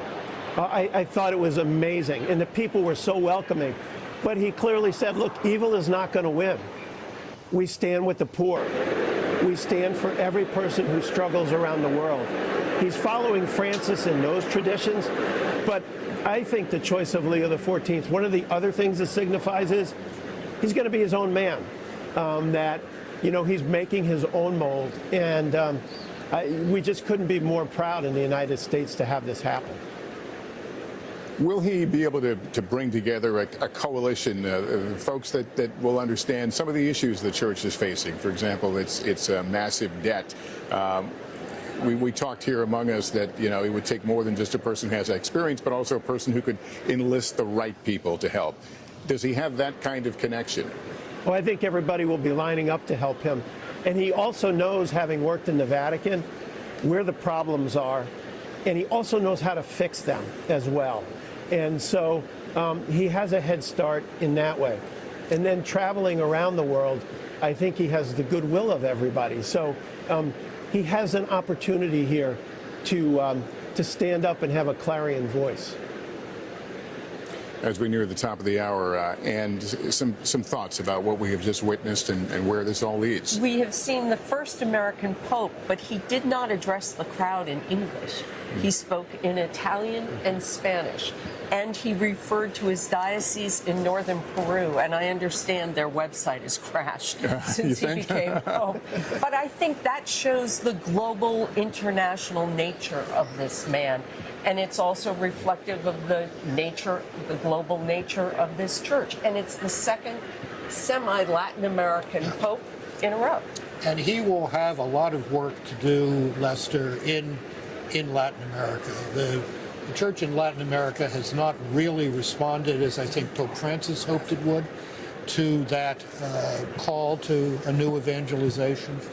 The church in Peru has got a lot of problems with the abuse situation, and he's going to have to be very determined and strong in dealing with that. But I come back to how comfortable he looked in his own now papal skin at that presentation in the central loggia of the Basilica. It's also a great name. I love the name Leo XIV. It's a great run of popes going back to Pope Leo the Great, Leo I, and the continuity with Leo XIII, with his particular care for the Church in the United States, is very much on my mind this evening. What is his reputation in the Curia in Rome? George, does he have a reputation as someone who can run an organization? Yeah, he hasn't been here that long, and I think that's the first thing to be said, but he was a leader in his own religious community. Pope Francis obviously had a lot of respect for him. Running the dicastery for bishops is a very, very challenging job. Yes. You're trying to find men capable of leading the church, really in the developed world. The bishops in what we sometimes call the third world are chosen by the dicastery for the propagation of the faith. But I think Leo XIV fit well into this Roman situation in his few years here, and he certainly got, during these general congregation of bishops, a clear sense that his brother cardinals want a restoration of orderly process in the governance of the church, and they must get to grips with these financial problems, or there is going to be serious trouble down the line, and not so far down. Yeah. One of the issues that he dealt with as head of the bishops was Bishop Strickland in Tyler, Texas, and he helped remove him from that diocese. What does that tell us about Leo XIV? Well, I hope it tells us that he understands that there are points beyond which bishops cannot go and remain effective servants of their local churches. But that problem extends across the ideological spectrum. There are bishops in Germany today who flatly deny truths of Catholic faith. That's a problem he's going to have to deal with at the other end of the theological, ideological spectrum. Why do you think the electors coalesced around him so quickly? I have thought for the past 2 weeks, Lester, that there was a group of cardinals who were very interested in electing Robert Prevost the Pope. They obviously got themselves organized. I think we can probably assume that the assumed front runner, Cardinal Parolin, did not get a substantial vote, or at least did not build on it in the first two ballots. And the appeal of a man who had spent a great deal of time in Latin America, who knew the Roman scene, who had great language skills. He speaks completely fluent Italian, completely fluent Spanish. All of that, plus the desire to demonstrate the unity of the church by moving in a rapid but steady way to a decision, led us to this really quite striking moment tonight. I didn't get your thoughts on what he said and the words that he chose, his acknowledgement and tribute to his predecessor. I thought the remarks were really terrific, and the call for peace, that the church wants the world to be in a better situation than it is now, and that he identified this peace with the peace of Christ. That true peace involves a recognition of the humanity of the other, and religious faith can help us to see that. Now, he's got some very serious problems. He's got a persecuted church in Ukraine. He's got a persecuted church in Venezuela, Nicaragua, and Cuba. He's going to have to look at the relationship of the church to China, which I think is a very controversial matter right now. So there's a lot on his plate internationally. I want to bring in Marianne Ahern from our NBC station in Chicago, who has previously interviewed Pope Leo XIV during the last conclave in 2013. Marianne, it's great to have you on. You're a dear colleague and a friend. And before I ask you about your meeting, your interview with him prior, what's the word from Chicago tonight? What are you hearing? We are hearing that everyone is just beyond excited. They can't believe it. Neither could we. My photographer and I had run to the square to hear the news. When I heard Robert Francis, I said, oh my goodness, it must be him. It is, the newsroom we hear has erupted. We really don't know him well, other than we know he's Chicago roots, and we're claiming him. I did meet him 12 years ago after the conclave, just briefly right outside here of the Augustinian house, and spoke to him for a few moments. He spoke very highly of Pope Francis. I know that he was once the Midwest head of the Augustinians and lived in the Beverly neighborhood on the south side there. And so I tried to reach out to the current head of the Midwest region just last week, and they were a tad nervous to speak ahead of time and said they would wait and see what happened. But they did give me this. I wrote it down. He is respected for his intelligence, good humor, and approachable. His stamina and his courage. He was a good friend of Francis. This was from Father Tony, who went to Villanova University with the now new Pope. It is just amazing, Lester. Yeah, Marianne, and we were talking earlier about how many Chicagoans we both run into who were here on vacation. There were a few that had made the trip, so that excitement certainly extending around the world. Thank you so much for being with us, giving us a sense, and I'm sure we'll be seeing more from Chicago in our coverage as we continue here. But the sun is setting now over Rome on what has been a rather dramatic day. We started off with that first, well, yesterday. The days are lost now with the jet lag, but of course yesterday the black smoke, today the black smoke, and now the white smoke. It's a historic day for the country, a historic day for the Catholic Church, and just I never thought I'd live to see an American Pope. I'm kind of in shock. Are you, George? A bit, and I'm also impressed by this tremendous outpouring of faith we've seen here since the death of Pope Francis, his funeral. These crowds here today. Catholic faith is alive and well in the world, and let us hope and pray. I say as a Catholic that Pope Leo XIV builds on that and achieves that idea, that vision of a church of missionary disciples healing a world that really badly needs healing right now. Yeah. Let me bring back NBC News contributor Kathleen Sprose Cummings, who is a professor of American Studies and History at Notre Dame. Professor, we appreciate you staying with us throughout this coverage. Would you call this a shock? I was surprised. I knew it was possible, but still hard to believe, Lester. It's really a historic moment. And I was so moved by Pope Leo XIV's words. God loves everyone is one of the first things that he said. It's remarkable. And with all due respect to Chicago, he went to Villanova from Delaware County, Pennsylvania, where I'm from. So we're claiming him too. Okay, it's going to be like that. Yes. Can you talk a little bit about what could have happened behind those closed doors that elevated him so quickly in what, again, was a rather short conclave? I think we may have lost her. Kathleen, are you able to hear us? Oh, yes. Yes. I'm sorry. What does it mean? Could you Yeah. Can we talk about the meaning of this to the church, not only in the United States, but globally?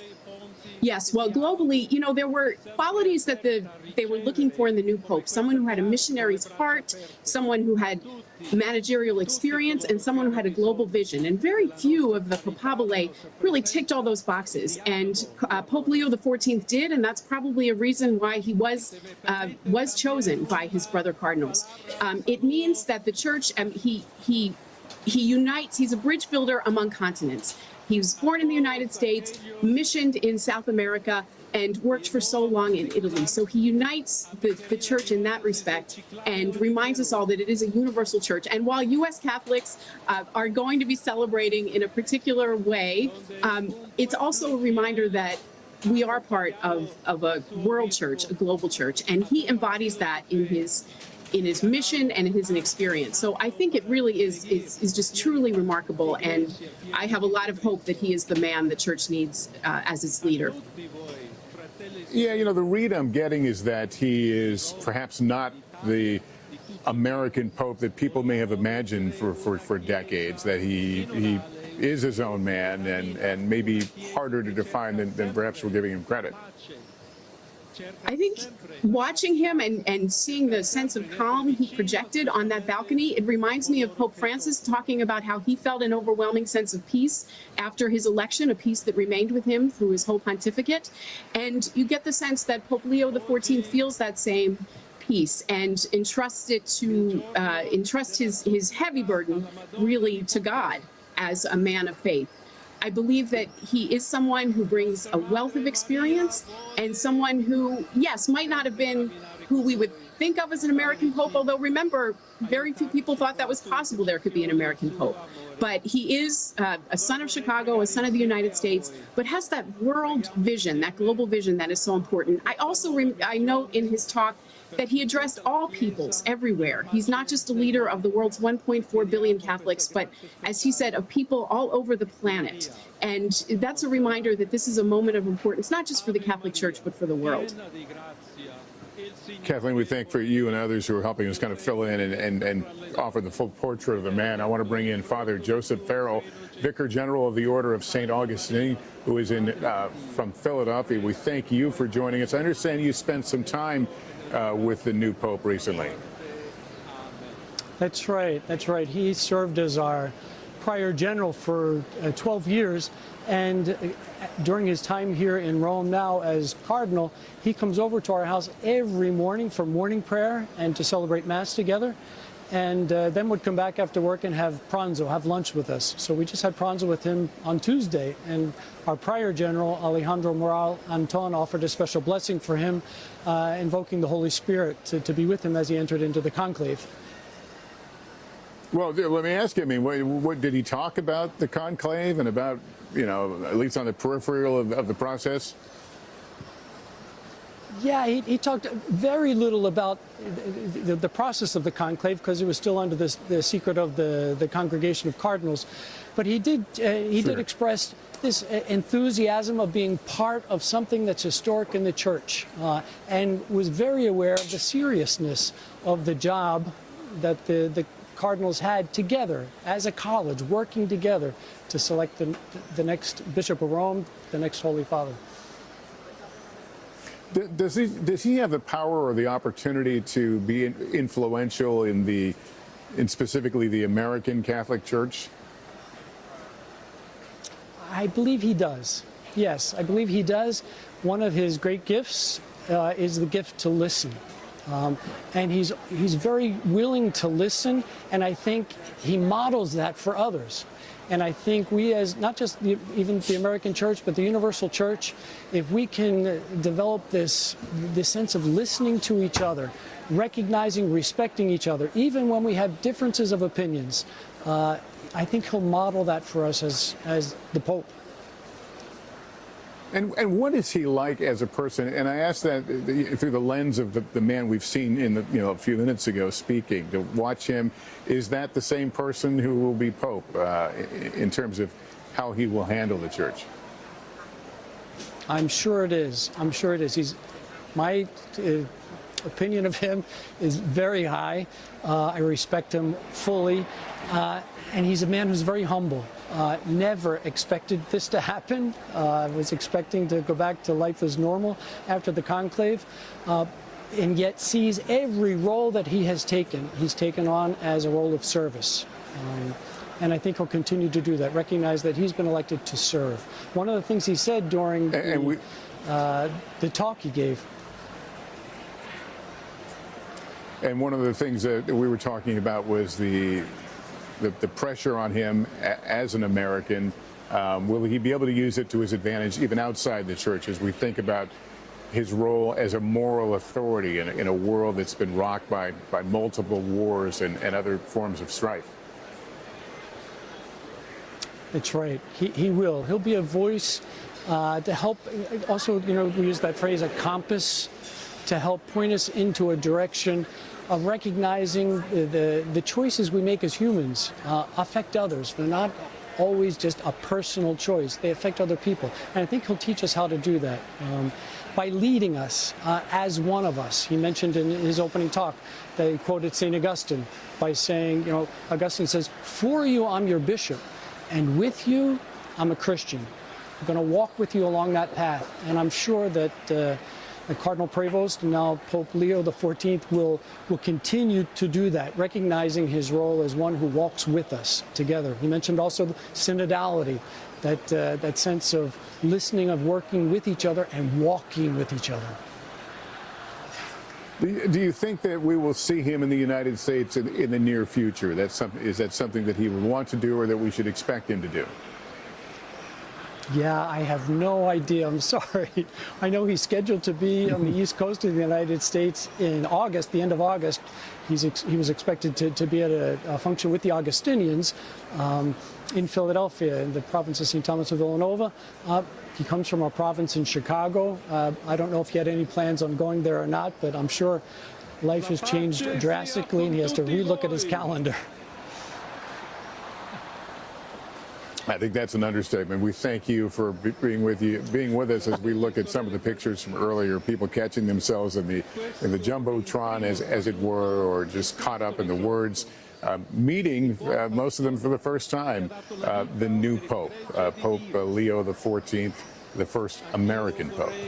George? I've been watching some of these shots from the presentation of the new Pope on the central loggia of the Basilica, and beside him was Cardinal Parolin, who was reputed to be the front runner going into this. He looked relieved, it seems to me. He looked like a man who was glad that this had worked out in a different way. Now, this raises a very interesting set of questions for Pope Leo XIV. Does he keep the same team that was in place with Pope Francis? Does he renovate the team at the top level? This is going to be some very interesting personnel decisions to be watched over the next few months. And some of the shots, I don't know if this is earlier or... It's earlier. Yeah, this is earlier. Oh, this is live, okay. So this is pictures of the celebration, the honorum, still continuing at the foot of the Basilica. Let me bring in Molly Hunter right now, who has been down in the crowd, not only today, but the last couple of days, really measuring the level of excitement. Molly, what do you have? Level of excitement and volume level down here really high. We actually just learned from the Vatican that 150,000 people packed this square and the surroundings as soon as that white smoke appeared. But I want to actually bring back Lester. You may remember John and Irene and Father Brian from this morning. We met them this morning after the black smoke. We just spotted them again in the crowd. This was the couple that got married earlier this week in the Vatican. You have had an extraordinary week. Yeah. You'll never top this ever. Never. How did today feel, seeing that white smoke, being in the crowd? Overjoyed. Just wonderful. Just totally overjoyed. And an American Pope. Couldn't believe it. Yes. Never expected it. I mean, your feet aren't touching the ground. No. We're just floating. We're floating. Father Brian, did you ever think that you would see this in your lifetime? Never. I just answered a text from a friend of mine, and he said, "You quoted me, there'll never be an American Pope." So I just wrote back and said, I was wrong. One of the greatest things I think about people having faith, and there was something in the movie Conclave where the Cardinal Secretary of State said to the brother cardinals, certainty can be lethal to faith. And when we say there'll never be an American Pope, or there'll never be two popes back to back from different religious congregations, I think we have to realize that the pundits aren't always right, and we cannot be certain. What does it feel like for you, right, Ben, to have an American Pope? And from the Midwest. I can't imagine. I cannot imagine what our city, sister city, Chicago, is going through right now. I envy them, but celebrate with them. It's awesome. I mean, Chicago knows how to celebrate. They do indeed. As we know. What does it mean for you, for the, I think, and you? I just think I think there's a great energy that's going to come from this that the church needs. I think that we're going to see people pay attention. There's also something about the name he chose, Pope Leo. The last one was Pope Leo XIII, of course, and was very instrumental in speaking up for people's rights and workers' rights, that they're paid fairly, treated well. I'm sure he chose that name for a purpose. Well, you guys just can't stop smiling. You wipe the smiles off your face. Well, how are you ever going to remember this week? How are you going to tell people about this week? We're just over the moon in joy. It's wonderful. A wedding, a conclave, a new pope, an American pope. No one's going to believe that you tell people about your king. No. Well, guys, I'm glad we spotted you again. I appreciate you coming back to join us on NBC and Thank you, enjoy Molly. this. Lester, I'm just going to have Jonas actually pan the camera if our signal holds so you can see the celebrations. These aren't even Americans necessarily. There's just so many people so excited to be down here. Again, we think the number was about 150,000 people after that white smoke clearing. That number was All right, you got drowned out there, but I think the folks around you have transmitted certainly what's happening there, what's all about it. Molly, thanks very much. As we said, the sun's setting now across Rome, but the streets, as you can see around the square, still full of people enjoying the moments and things that many didn't expect. As we talked about, Pope Leo XIV was not considered high up on the list of possibilities. But we've also talked about sometimes there are surprises in this process. This was a surprise in several ways, Lester. First of all, while we discussed recently, nationality really doesn't make a difference in choosing a pope in these days. There was always a footnote to that, and that footnote was, except for Americans. So now we have an American who spent a great part of his life in Latin America. Secondly, that this resolved itself so quickly. I have to believe that there was a strong bloc of cardinals entering this conclave who wanted this man to be pope, and that they persuaded others very, very rapidly that that should be the case. Third, I do love the name. I think this is a connection to a great pattern of Catholic history, and particularly Catholic history in the United States. Now, the challenges in front of this man are extraordinary. He is going to have to face the question, does he retain in office men who elected him, but who may be part of the managerial problem or the financial problem? That's a serious question. He's got to explain himself in a more full way, explain his program, if you will, to the world and the church at the inaugural Mass next week. And then he has some immediate problems to deal with, global problems. He knows Latin America. The church is being seriously persecuted in Cuba, Venezuela, and Nicaragua. And there is a feeling that the past pontificate was not vocal enough in addressing that. Mexico today is the most dangerous place in the world to be a Catholic priest because of the attack on priests by the drug cartels. Christians are being slaughtered in Nigeria at a fantastically grim rate. So there are signals to be sent about defending the faithful in the most extreme circumstances around the world, and that's before we get to Ukraine, Russia, the church in China, and the really mega questions like that. Well, if I can continue with that thought and bring back U.S. Joe Donnelly, the former U.S. ambassador to Holy See, and ambassador, you're hearing part of this conversation here. I am. Can you talk about the geopolitical issues that this new pope may want to insert himself in, and how best to go about that? What struck me, Lester, was how comfortable he looked and how confident he looked, that he knows these challenges are out there.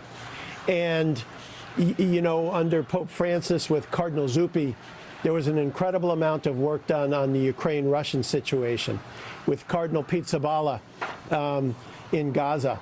And so I think he will continue those efforts to try to move the ball and to bring peace in these areas. I expect him to be fully engaged, and the look he has is like, God's on my side. I'm going to do my very best. What did you think about his remarks, and did they hit the right note at the right time? I thought the remarks were terrific, and I've heard that not only President Trump but President Putin has congratulated him, and I think he'll have a runway to try to move the ball on some of these things. Right now, you don't want to be, critical of him on the other side of him.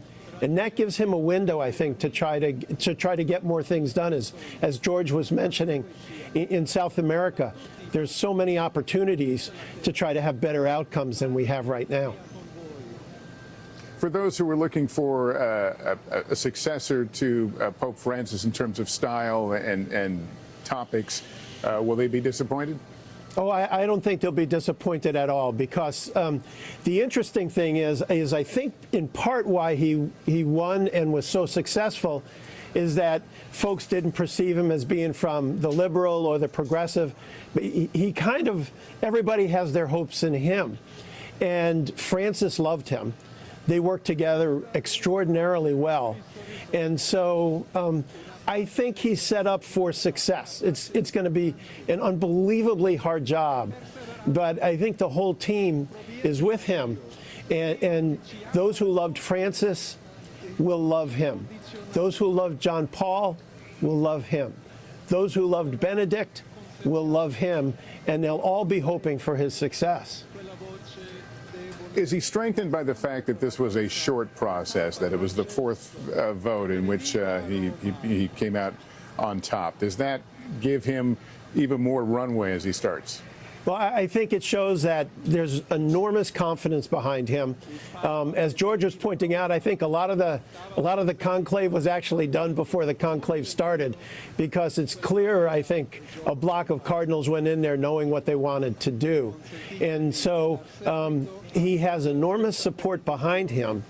And I think, just like with the president, you have a first year, a first 100 days where you can really have enormous success. And I'm expecting him to have that.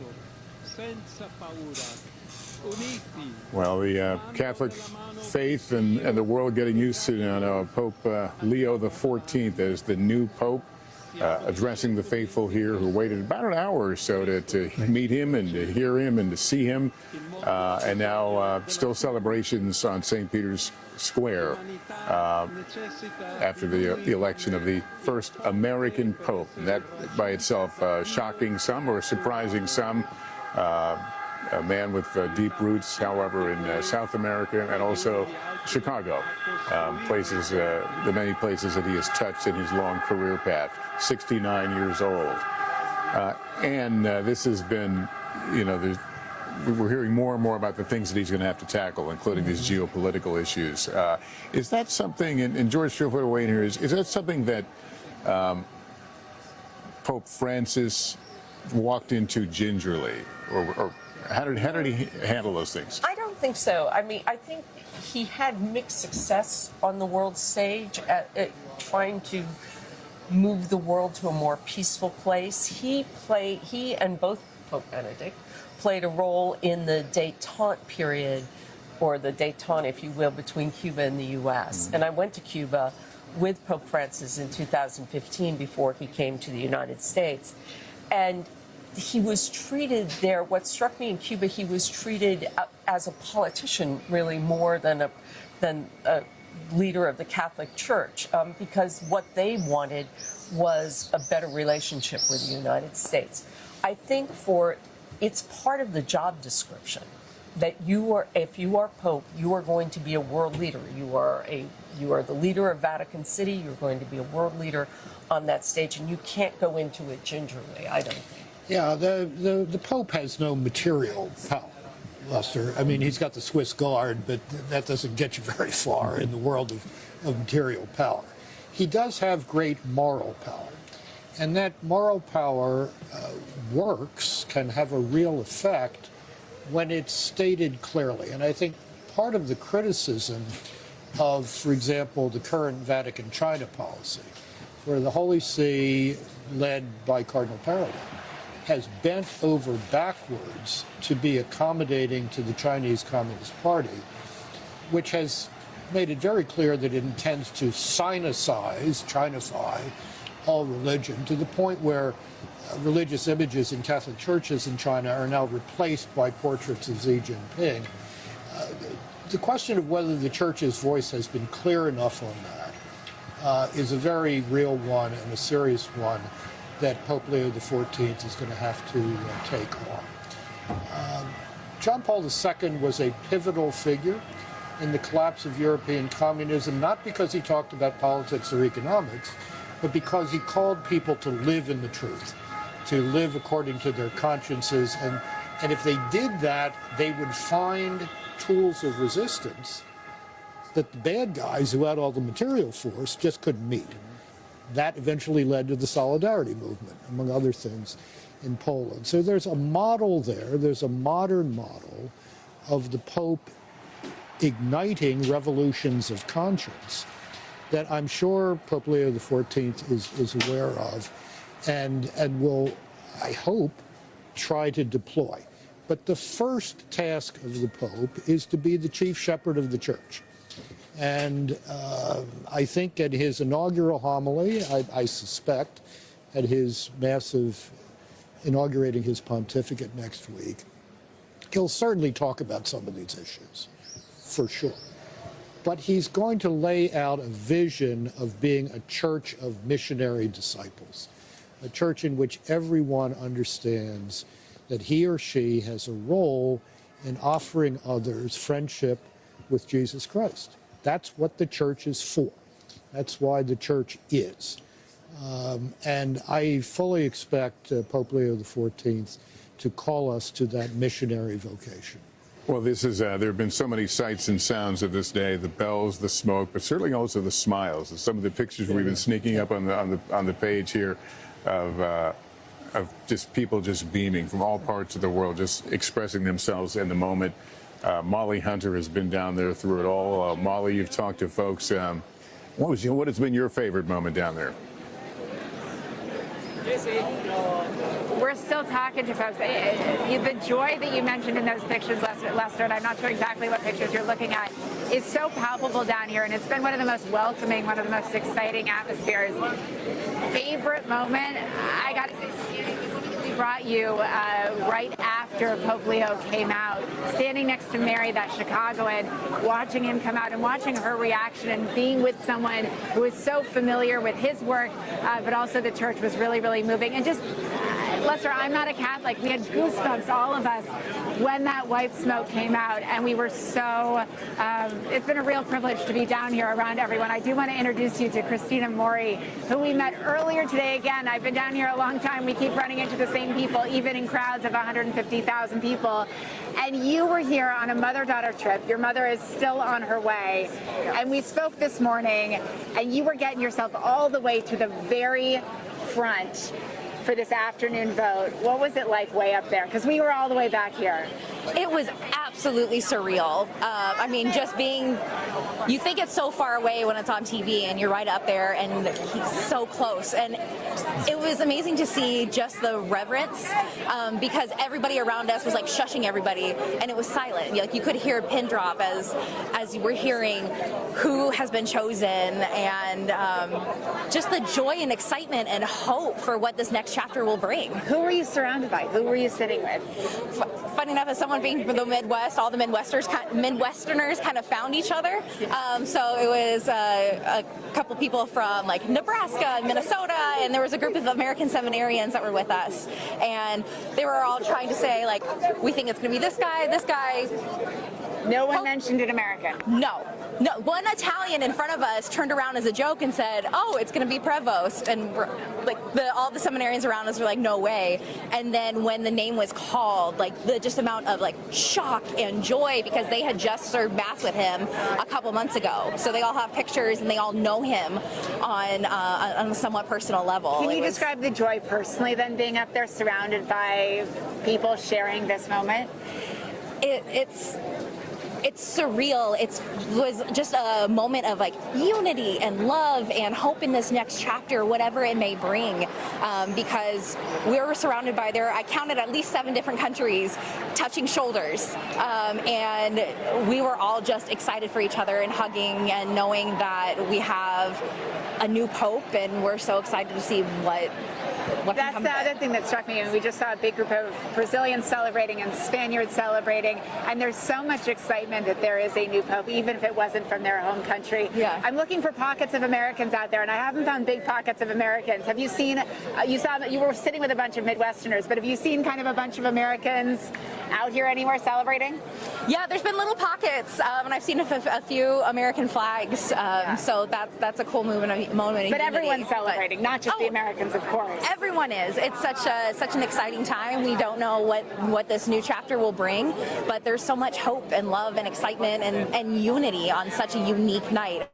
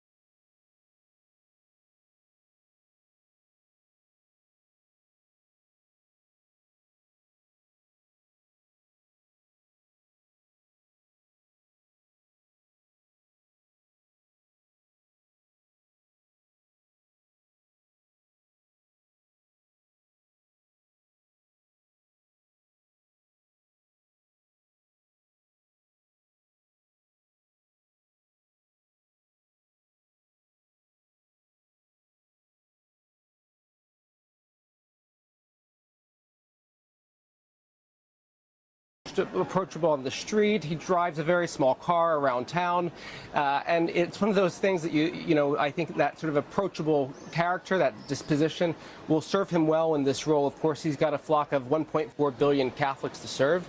And that will not be an easy lift. But I think, as we saw this evening, this is a man very comfortable in who he is. And he seems to have a pretty steely backbone mixed with, a bit of wry humor that will probably serve him quite well in this post. And Bishop McKnight, we should acknowledge you're the Archbishop designate of Kansas City, Kansas, so you've got a new adventure on your hands. And as you view that, and as you view through this larger prism of what's happened today, what are your feelings about the position of the Church right now? I feel very optimistic. His background, I don't know him that well personally. He probably knows me more than I know him because of his previous role and involvement with my appointment as the Archbishop of Kansas City. But I think he's very well positioned for effective leadership. That was one thing I mentioned to you last night. What I was looking for in our new Pope is someone who can lead us at this time, one who would be open to transparency and accountability. I think his background, his language skills, his diverse experience, the fact that he's a religious and also for the United States, he's got a lot to draw from. And I am looking forward to meeting him for the first time at the end of June when all the world's new archbishops get to celebrate Mass with him. When you talk about accountability, what specifically are you thinking of? We've got two crises that have been going on in the Church, and they still need to be tended to, both the abuse of power as well as the financial scandals that are affecting our Church. And we got to address those problems directly and head on. And Christopher, let me bring you into that as well. Where does that stand right now? We keep hearing about it as an issue in the Church, but it's hard to get a reading on where this is right now and what pressures necessarily that Pope Francis brought to deal with it. Yeah, it's no secret that the Vatican's finances are a complete mess. It faces a woefully underfunded pension system, which is a real challenge that the new Pope is going to have to face. Francis was trying to tackle it, particularly in his last months of life, setting up a new commission to help fundraise for the Church. But it's certainly an ongoing task and unfinished business. On abuse, Francis really succeeded in changing the law. There's tougher laws on the books than ever before. But if you talk to any victim survivor, one of the challenges that they often face is trying to know what's going on with their cases as it works its way through the often murky judicial process here. And I think any new pope would be wise to prioritize that issue so that victim survivors can not just feel as if they're being heard, but their cases are being properly adjudicated. So those are some internal issues that the Pope is going to have to face. And of course, there's the whole external factor as well. I mean, there are wars raging in the world. Christians are being persecuted. The issue of migration, climate change. So a Pope is asked to balance a tremendous plate of responsibilities. Former Cardinal Provost, now Pope Leo XIV, is someone who seems to be a real man of government. I was looking back just now over some of my notes that I took after our first meeting, and I was amazed at the number of questions he asked me about the U.S. Church because he'd been away from it so long. So I think he's someone that tries to get a sense of the situation before he acts, but certainly now he's going to be doing that for a church of 1.4 billion Catholics in about 200 countries around the world, and that's a heavy lift. Just a little bit daunting. And Bishop McKnight, as you think about that task ahead, how does one even begin to organize thoughts and directions, and how much pressure will be on him to move forward quickly on some of these issues? I believe he's well aware of what those issues are. What I liked about his initial appearance to us as the new Pope, Leo XIV, was his humble confidence. He exuded that he's got this. He understands what it's about. And I was very happy to hear him mention synodality, that's going to be the path forward on all our crises. It's going to be the path of listening to the people and also consulting the people who have the ability and the skill sets to tackle the problems. All right. Well, I want to thank you both for being a part of our continuing coverage here of this historic moment in the Catholic Church and certainly the world. Let me bring back Father Joseph Farrell, Vicar General of the Order of St. Augustine. who is from Philadelphia and knows Pope Leo. Can you give us some insight into why the cardinal electors coalesced around him so quickly? Yeah, not being there, I don't know for sure, but I would imagine that his personality is one that it's immediately an attractive asset that he has. And he has a real global experience. He would know many of the cardinals who were there electing him from his work that he did as the Augustinian prior general, work that he has served as a bishop in Latin America, especially in Peru. He worked on many international commissions in Latin America. So some of the cardinals would have already known him and would have realized that he's a good choice. Can you give us a little insight into what an Augustinian is? Sure. So the Augustinian order, the Order of St. Augustine, is based on the theology, the spirituality, the life of St. Augustine of Hippo. So St. Augustine was a North African bishop. What's now currently Algeria is where he served in the Diocese of Hippo. And he was in the 4th and 5th century. The Augustinians themselves were formed as an order in the 13th century. So 800 years after Augustine lived, people were still recognizing the importance that this African bishop had for theology in the church and in the world. So the Augustinians follow that rule that Augustine had established. That rule was especially concentrated on community life, of friars and sisters living together in community, depending on each other, being responsible to each other, at times correcting one another, and living that community life so that we can then go off and respond to the needs of the church. But what's core is living with one mind and one heart. Yeah, and how does that inform us about then what kind of pastor, what kind of teacher, what kind of pope he will be? I believe that as pastor, as teacher, as pope, as preacher, he recognizes intelligently that the mind and heart have to always be in conversation with each other. That one does not think just rationally, nor does one think just from their heart, but have that conversation constantly going on between mind and heart. And I believe he'll bring that to his papacy. Yeah, I think that also kind of runs in order with some of the things we heard in his remarks earlier tonight. Thank you so much for being with us as we continue to gauge reaction. A historic day, not only the election of a new pope for the Catholic Church, but the election of the first American pope, which is, of course, resonating not only around the world, but around this country, specifically Chicago, where he has served in a place that is taking and celebrating great pride tonight, along with the rest of the world. We've been watching a remarkable scene playing out on St. Peter's Square, really from the start of the conclave, people who wanted to be a part of the moment, who hoped that maybe, just maybe, they would be there when that white smoke would appear. And for many, that paid off. Their persistence, their placing themselves to witness and to be a part of the moment. That's what it looked like. And there's a little backstory I'll tell you about these seagulls that we see in the background.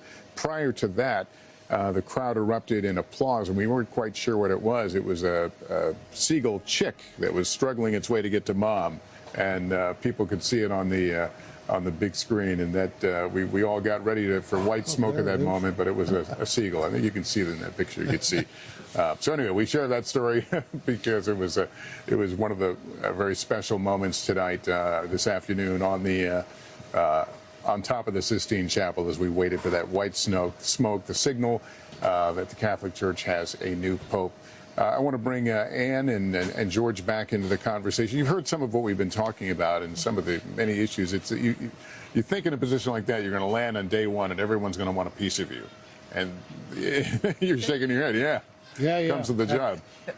Please, Annie, go ahead. No, you were asking Father Farrell about what his spirit is, where it comes from, and he quoted St. Augustine.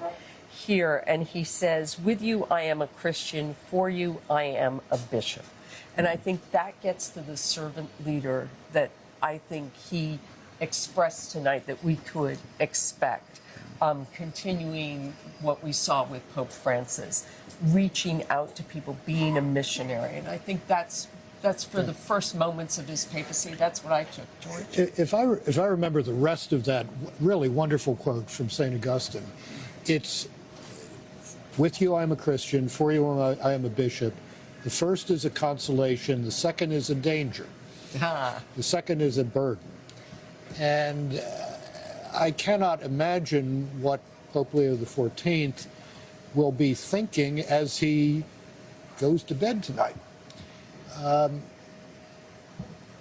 Pope is not an autocrat. The Pope is the servant of a tradition. It goes back 2,000 years. He's not the master of the tradition. How he figures out a way to make that tradition, which, as Pope Leo XIV said, goes back to Jesus Christ himself, come alive in the modern world with all of its confusions, all of its nihilism and relativism at some points, is a huge challenge. And he has to be a man of prayer in order to meet that. Now, when Bishop Prevost became Cardinal Prevost several years ago, I called a former Augustinian colleague of his and said, what kind of a man is this? And the first thing he said was, he's a man of prayer. And you heard one of the fathers tonight say that even in his role in Rome, he would come over here where we are right now on top of the Augustinian house and pray the morning office with them, celebrate Mass with them. That's going to be, that has to be for any Pope, the center of his life and his energy. I often said about John Paul II that the best hour of his day was the hour between 6:30 and 7:30 in the morning when he was praying by himself in the chapel of the papal apartment. Everything flowed from that, and one has to hope for Pope Leo XIV that he can be in that kind of active conversation, that pipeline with the Lord, if you will, as he faces some very tough decisions. Yeah, and I think the other thing I think that quote from St. Augustine demonstrates is this is going to be a man who's going to accompany people. He spoke about that today. He wants to build bridges. He wants to help people. That's what he's done in Peru. That's what he has done here in Rome. And I think we will see that going forward. All right. I want to go back out to St. Peter's Square, where we saw the huge crowds today. People waiting for the smoke, and then after the smoke, waiting to meet the new Pope. Molly has been down there, and let's check back with her one more time. It still looks like a pretty busy place. Yeah, Lester, the crowds have definitely thinned a little bit, but people are still milling about, and people are still smiling and celebrating and kind of saying hello to strangers, and it's this really friendly atmosphere. I'm joined by Jess, remind me your name again? Lex and Chastity, excuse me. You guys were friends, are friends. You guys had already planned this trip to Rome, and then you wound up here today. You've been out here all day. Can you describe what it was like for you? It was remarkable, truly. I'm still, I think, in shock and almost rendered speechless, which is really weird for me. The fact that we get to be here is so special, and I'm just so grateful. And you guys are practicing Christians. You're a Catholic. What does it mean for you to be around not only a lot of Catholics, but also people from all over the world? I mean, like Jess said, I'm just at a loss for words. It's just so powerful. You could just feel like the love and the spirituality. Like, it's the holiest of times to be in Rome and during a jubilee and the conclave to experience the white smoke. Like today, we were texting our families being like, yeah, I might be there when they pick the Pope. And then No, it's just to be blessed by him and to have it be the first American Pope, just to be a part of a historic moment. It's just incredible. Overwhelming. Yeah, overwhelming and just blessed to be here. When you saw that white smoke, what was going through your head? We were crying, we were hugging, we were jumping, we were just like rejoicing, and it's just a feeling like, I don't know, we just looked at each other and We it's totally expected it to be black. yeah. I was hoping. We just all day today, we're like, everything was trying to not get us here. The flights, everything that was going on, and we're like, we're going. We're like, no, we're going. What if they do that? What if they pick the Pope today? What if we're there? and you will always have this. Yes. Chastity, what did it feel like for you? I don't want to cry again. It's okay. It was very overwhelming. Just the love, you can feel it. You can feel it from everyone. As soon as the white smoke went up, everyone just felt like we were all together. And these are my best friends, but it felt like everyone was my friend. And we were just all holding on to each other and crying. I mean, what other place in the world, what other event in the world would result in an experience like that, surrounded by people from, again, speaking all different languages, rich, poor, young, old, from everywhere? Nothing's Have you gonna ever compare. experienced Nothing's it? going to ever compare to this moment. I don't think we ever will again. As Americans, how do you feel about having an American Pope, something that I'm sure that many of you have been told probably was not going to happen? It was very unexpected for certain. Absolutely. Yeah, I think it's something that's going to be really unifying and something that we needed, the world needed, our country needed, and my life needed. I feel a lot of pride hearing that it was like we were all shocked when everyone was looking at each other like, did they just Like, say wait, what? American? And there's just this sense of pride that we have just representing our country and having the Pope. I mean, it's just. Yeah, you guys have also been hanging on to each other for the entire time I have seen you. There have been tears coming down. You've been FaceTiming everyone. I know. What a day for the three of you to experience together. Thank you so much for sharing that joy with us. We really appreciate it, and it's certainly something we're hearing from a lot of people. You also seem to recognize people as they were coming out, and it's just been a real family experience, I think, for so many of you out here on the square. Definitely. Thanks, guys. I really appreciate it. Lester, I'll send it back up to you guys. Okay, Molly, thanks very much. And I'm thinking, as we kind of review the day, we had talked yesterday about, how business got done, what happened over lunchtime and dinner time, and that's where the real discussions are. And I'm wondering if we didn't put enough value on that's really where this happened. Not in the Sistine Chapel per se. But it could have, Lester. Certainly things got solidified very quickly. I think, as I said a moment ago, that a considerable block of cardinals during those general congregations the past 2 weeks since Pope Francis's funeral came to the view that this was the man they wanted. And if you come in with a strong block like that and you can build his vote, as they manifestly did from last night till this afternoon, you've got a very good shot at getting your man elected. And I'm sure the massaging of that, if you will, took place informally between those formal votes. But the fact that this went so quickly suggests to me that a lot of people had this on their minds, even if it wasn't on a lot of people outside's minds. From the beginning of this process. And is that the pre-conclave, is that showing the value of those moments together and the decision? Remember, we thought they were going to start on Monday. Right. They decided to start later in the week. I think those meetings, the congregations that they had, I think they had a dozen of them. I think they did do well. I spoke to one cardinal before he went into the conclave who said it was an imperfect process that worked perfectly well. I was struck by his serenity going into the conclave. He seemed very happy with that process. But watching what we saw today, it's been such a the last few hours, it's been such a wonderful moment of community, of happiness, of power, of faith. And I hope it lasts longer than just this night. So when we saw him today come out on the loggia, I'm not sure which one of you. Somebody mentioned how relaxed he seemed. Yes, he did. I said he seemed like he had been preparing for this for a while. And yes, I think he seemed entirely comfortable. in the role. I have to say, I think the opening remarks were just splendid.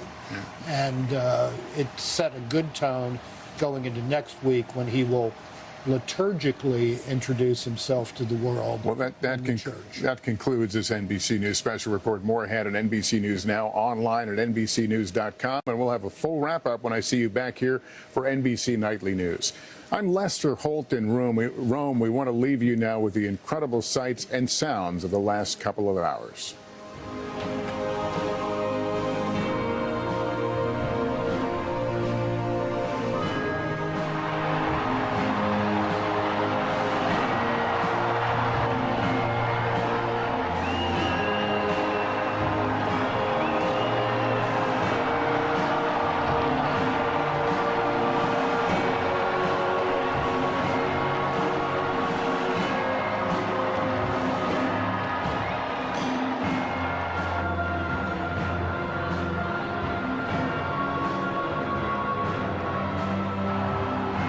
Habemus Papam.